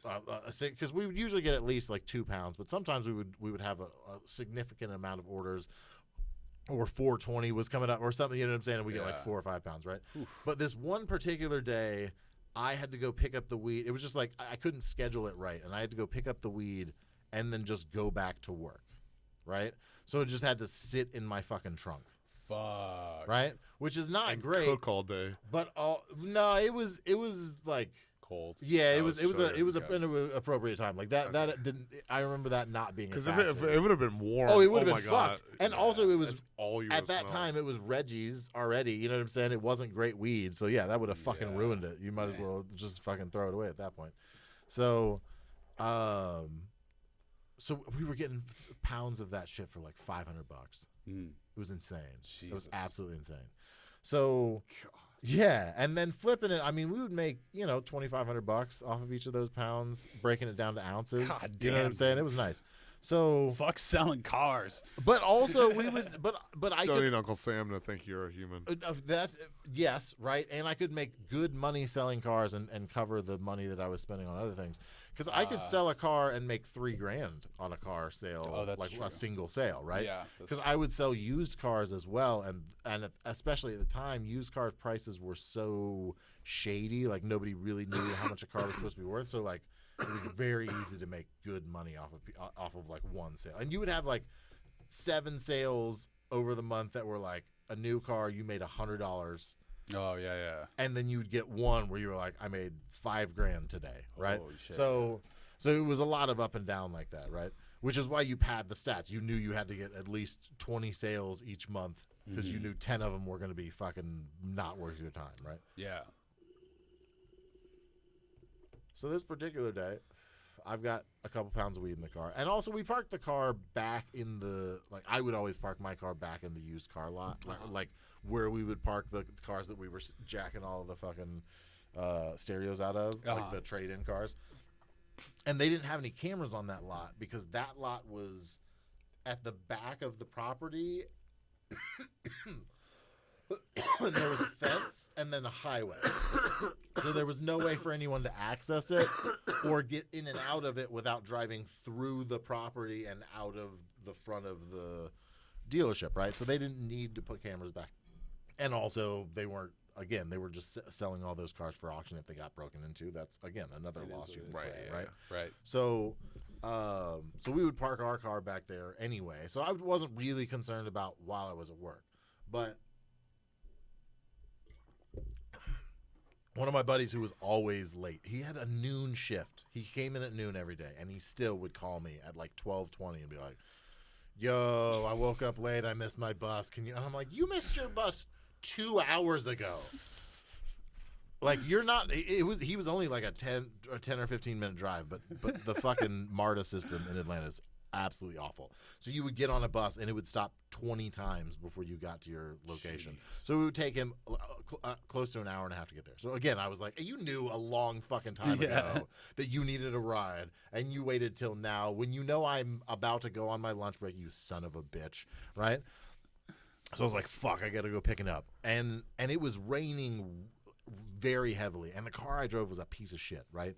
So, and I had bald ass tires on it and stuff, you know what I'm saying? Like, it was not a good situation. And I'm pulling up to this it was an off ramp from the highway, and then you come to a stoplight. In Texas, you don't have those. And as I was coming up, this box truck comes from behind me. And like I guess he just didn't see me. Maybe his wipers weren't going fast enough or whatever. And he just comes over into my lane and hits my car. And I go up the curb and over. And where I landed was just like a grassy patch. But literally it was that. And then the drop off onto the highway. Like a 30-foot just fucking shit. Almost straight down drop off onto the fucking highway, right? And I ended up stopped like, I don't know, not hanging over the edge, but I was like 3 feet away, like plenty close enough to have shit my pants. Enough right? to be like, right? And like the side of my car, the door side of my car now has a big black circle in it where his tire literally hit the side of my car, right? It was just like a mark, and it's dented, fucked it up. Yeah. And I was thinking similar to you that the tires are blown out, right? But I get out and somehow they're not, right? Right. So I get out, I'm like, what the fuck? And I see that this guy is driving and it's a work truck, right? It's not like a rented truck. It's like for a business. Yeah. And like, I mean, that's a payout, right? You get hit by a fucking business's truck. Yeah. Oh yeah. That's the one you look for. Right? Exactly. Yeah. Yes, that's the one you're hoping for. Like, please let this be my city day, bus, right? City bus, city bus, city House bus, city bus. Right? Halliburton construction vehicle coming through. So I'm like, my first thought is like, oh shit, it's my fucking big day. Yeah. And I call my buddy and I was like, motherfucker, I got in a wreck. Like, I'm going to be there, late getting you up. I call my manager and I was like, fuck, I got in a wreck, going to pick Reggie up. I got to, you know what I'm saying? And I got to take care of this and I'll get back, right? And then he's like, hey, I called the, dispatch or whatever, and they're going to, call the police and send, whatever. He's like, do you need an ambulance? Are you good, right? And then it hit me. I was like, I have 4 pounds of weed in my trunk. Oh my god. Oh shit. And it wasn't great quality of weed, but it also wasn't like That doesn't matter. it wasn't super, you know what I'm saying? I wasn't getting it from the cartel. So it was just like in freezer bags, like Right. just Ziploc bags. So I've got a trunk full of stinking ass trunk full of 4 pounds of fucking weed. And all of a sudden I was like, I can't be here when the cops get here. Like I can't, I fucking can't.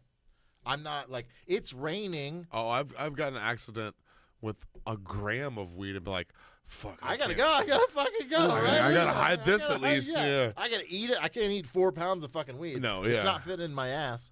I tried. I could fit like a pound max. Absolute Pound max. max. Pound max. I'm 8th tops. Right? Yeah. You'll work your way Delicate up. flower. Yeah. You'll work your way up. It's okay. It's a game. You stretch it out. So. Try poppers. You tried poppers?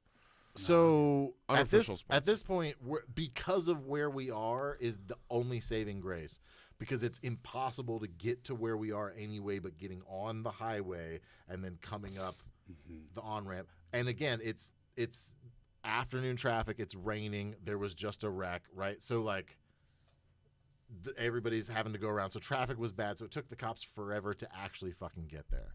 And I see the sirens at this point like coming up the fucking like on ramp, right? Yeah.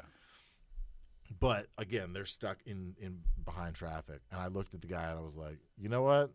It's your lucky day. And I just get in my car and fucking drive away immediately. I was like, fuck this, and I just drove away, dropped off the other side of the curb. And like pulled into fucking traffic and just was like, I'm out of here, right? And just disappeared. And went and picked up my buddy Reggie and fucking drove back to work. And just never. Holy And then shit. I got to And work. we never spoke of it I again. got to work, immediately pulled in to the detail station, and I was like, you guys got to get rid of the fucking, like, clean it up as much as you can. You know what I'm saying? And so they cleaned off all the tire mark and like popped out the dents on the car as much as they could and like cleaned it up so it didn't look like it had gotten in a wreck. And that took them like an hour, and I had to give them a significant portion of because they knew why I had done it, right? So they all got free weed that day. And then I hid the car and fucking ended up getting away with it. But there was that fucking moment of like the 180 of like, I'm about to get fucking paid. Paid. Oh, no, you're going to go to jail, motherfucker. Yeah. You got to leave. And then, like, I have no idea what happened at that scene. After that, yeah. Because that guy then had to explain to the cops. I almost Why? killed this guy, and then he just left. And he just left. And, like, They're like, Atlanta. it's... What I you gonna think do? I don't know if that would be considered a hit and run. I guess it would, because I was in an accident and then I drove away. You were hit and then you ran? But yeah, I wasn't the one who was hit. So like I don't know. That's what I I'm wasn't thinking. the one It's who was like, doing how the would they hitting. handle that? And the truck was fine. All I hit was the tire. That's how I The feel truck about. had no damage on it, so they probably Right. were just like, whatever. Yeah. It was a fucking, That would be he was such on- a he was on bizarre drugs, thing. and Yeah. they were right. Man, that is He a was on drugs. crazy story. Yeah, but that car was fucked for the rest. Like, it was already not a good car. It was a shitty old Nissan Altima.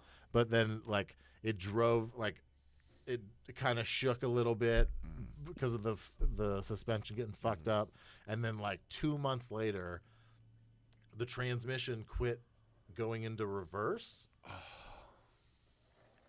or first or second gear. So I would start in third gear. So like every time I started, it was like Talk about Fast it was and like, Furious.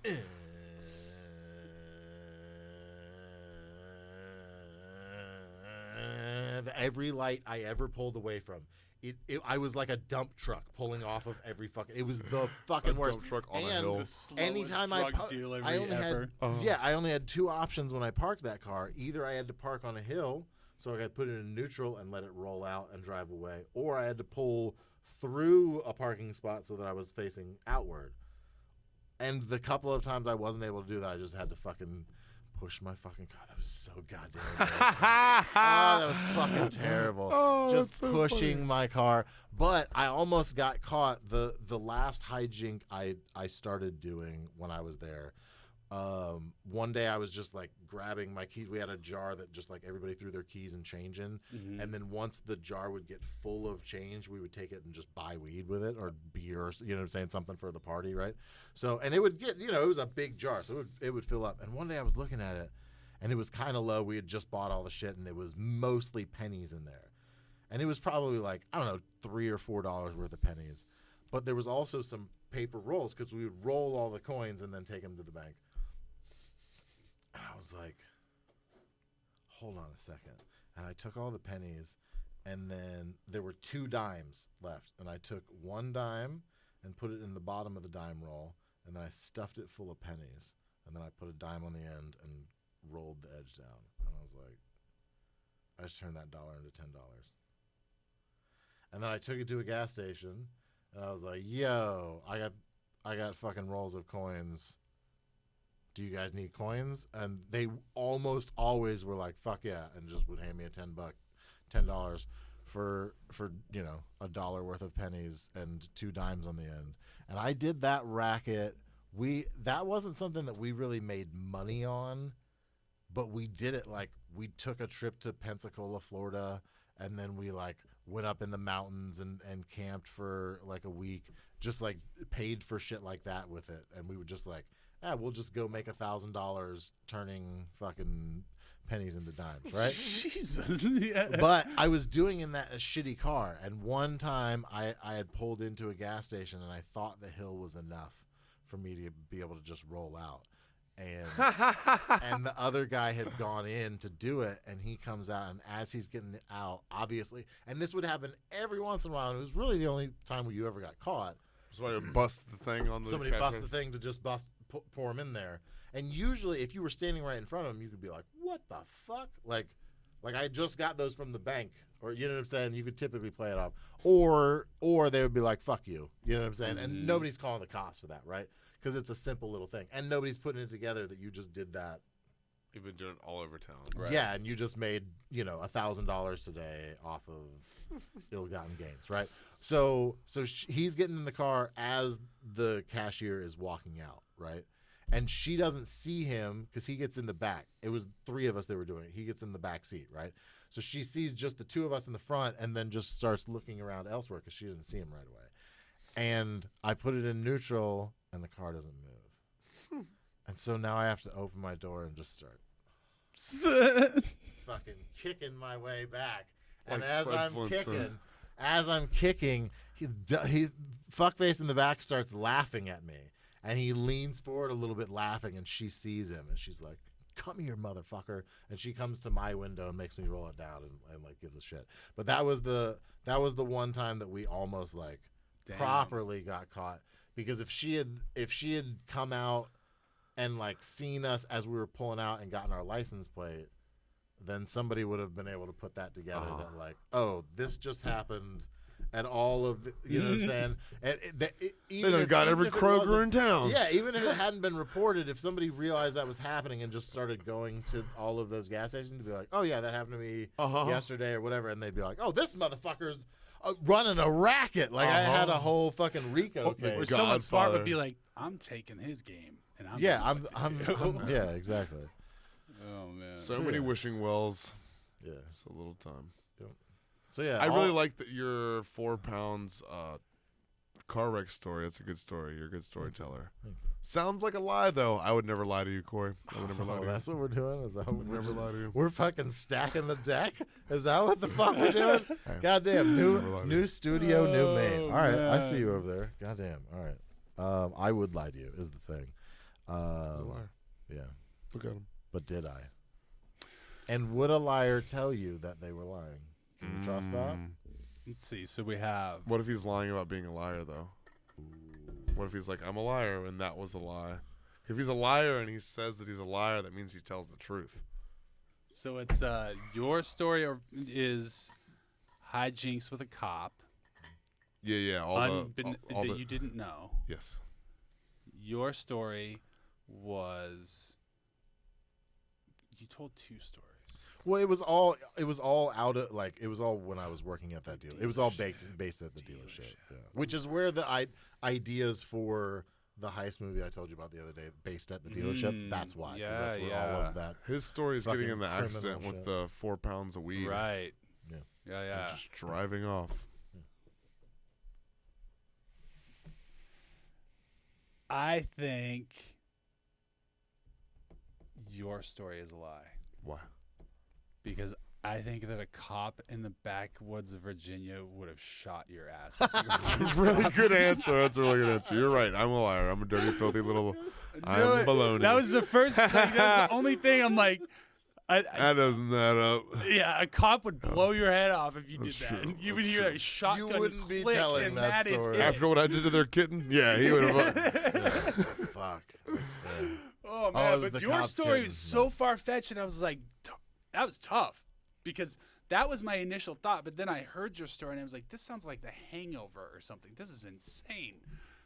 Scott's story was like a episode of, I don't know, like some show that just keeps getting more and more ridiculous. How are you Like, gonna interject and like 3 words in be like, I don't know what I'm saying right I'm now. sorry. What the fuck? You'll Hey, cut me out. this is first time producing a Being podcast, involved too. in a podcast? I know An that's not hour true. podcast. I Listen. know that's not true. He does this on I'll do better, podcast. Gabe. I'm sorry. Thank you. I'll do better. I think you do. I had a job. reference and it slipped, and I I was know, like, I wasn't know. gonna fumble And the I'm not bag. gonna let you We looked at him. He got intimidated. Not I did. gonna let you get away You guys with are it. experienced. The Council of Longhead White Guys. I expect you to bring your A game, and I'm Yes, sir. not gonna. Sorry. I'm not gonna allow anything. Yes, else. guys. Thank you, Sensei. Got a great studio here. 110%. Oh man, a great studio, great This is so producer. good. I love this, Yeah. man. Yeah. When's the next Get Ripped? Cut a promo for your show. Yeah, Get ripped. your shit. December 29th. Friday, December 29th. What is Get Ripped? What made you want to start it? So What inspired you to start Get Ripped? Because you're not a comedian. no, I'm a comedy director. You know, Mm-hmm. so I come to this world because I want to direct movies with comedians. Fuck yeah. Get Ripped is because I'm super passionate about weed, you know, and I came to this world. We this could take it or leave industry. it. Yeah. Hit or miss over here. And I just wanted something. The soundtrack. I wanted something that I could like podcast. attract the stoner comics to. Yeah. Yeah. Because I want to make stoner comedies. So I wanted a platform that would, you know, Oh, that's fucking beautiful. you know, be you able were to like, work with them. you were Yeah. like, I'll find all the funny stoner comics, Give them a show. and I'll have a stable of people to work Mhm. with. That's Mhm. fucking beautiful. So, you know, then I was like, I want to do a weed show with that. Uh-huh. And really, I was, you know, working, and that idea came to me. And they were like, Big Laugh was like, we want to do this show, but we need someone to produce it. And I was like, well, I want to do a weed-based show. I wanted to change some things. And you know, pretty easy premise. It's not the most original idea. There's the Gateway show out west, and there's a few other ones that have been doing it for a while. This is the only podcast where people get high and tell stories. only Only one. Yeah. Only one. we've But, gone over that Highly one. original. You know, it's a Groundbreaking. pretty simple premise. You got comics that do 2 sets, 1 sober, 1 high, and we get very high. Yeah, we do. We that green room. It gets silly. Yeah, that's a good time. That's a good time. So December 29th, Vulcan Gas Company. It's a Friday. Will be the next show, Fucking beautiful. and it's gonna be a great time. You heard Cory, December 29th at Vulcan. Get Ripped Comedy. It's going to be a knockout punch. Oh shit! Dang, that was nice. Round 1. What time? 9 p.m. 8 p.m. It is at 8. 8 p.m. Yeah, Excellent. it's at 8. We'll have links for tickets and shit below. Beautiful. Y'all just have like a tab on Big Laugh comedy page too, right? Where you can kind of follow Big Laugh. Yeah. or Does follow Big Get Laugh have Ripped. its own? Like, do you have? So you or can do go. have- You have can a Get follow Ripped? Get Ripped Comedy on Instagram, Okay, and then there will beautiful. be a link to the ticket You'll be page updated. on there. Okay. Yep. Okay. Uh-huh. Excellent. That's the best way to do it, and that's follow the page, and you'll get updates first on like shows and everything too. Anything you want to plug? Link below. Like Anything and else? subscribe. Subscribe to this Besides show. this, we should've Subscribe done that to at the Stoney beginning. Baloney. If You you're don't do watching that at this at the point, you're not subscribed. Like I Yeah, don't know well, what you're doing. what's So up? Yeah, if you watched for this long and didn't subscribe, you're Yeah, kind of a stalker. you're a fucking asshole. Yeah. What's wrong with Hey, I blocked your number for you? a Fucking reason. weird. People. This is great, guys. Thank you, man. Thank you Yeah. for being Thank the you very much inaugural for coming. guest. Fuck yeah, I I love think it. it was a perfect inaugural it was. guest. Yeah, that was an excellent story. This Dude, was a that very story good was episode. Yeah, we so. appreciate Oh that. my god, yeah. Very This much. is this I'm studio. glad I did it. Yeah, we're glad you chose this to be the place that you fucking unleashed it. Yeah, Studio that's is a good story. worthy Yeah, that's a good show. of that story. right. Yeah. Yeah. Yeah, this is a great setup. It's a new beginning, This is gentlemen. great. Yeah, Cheers, guys. Let's Yeah. get stoned. Cheers. Fuck beautiful. Yeah. Bye. Bye. Later.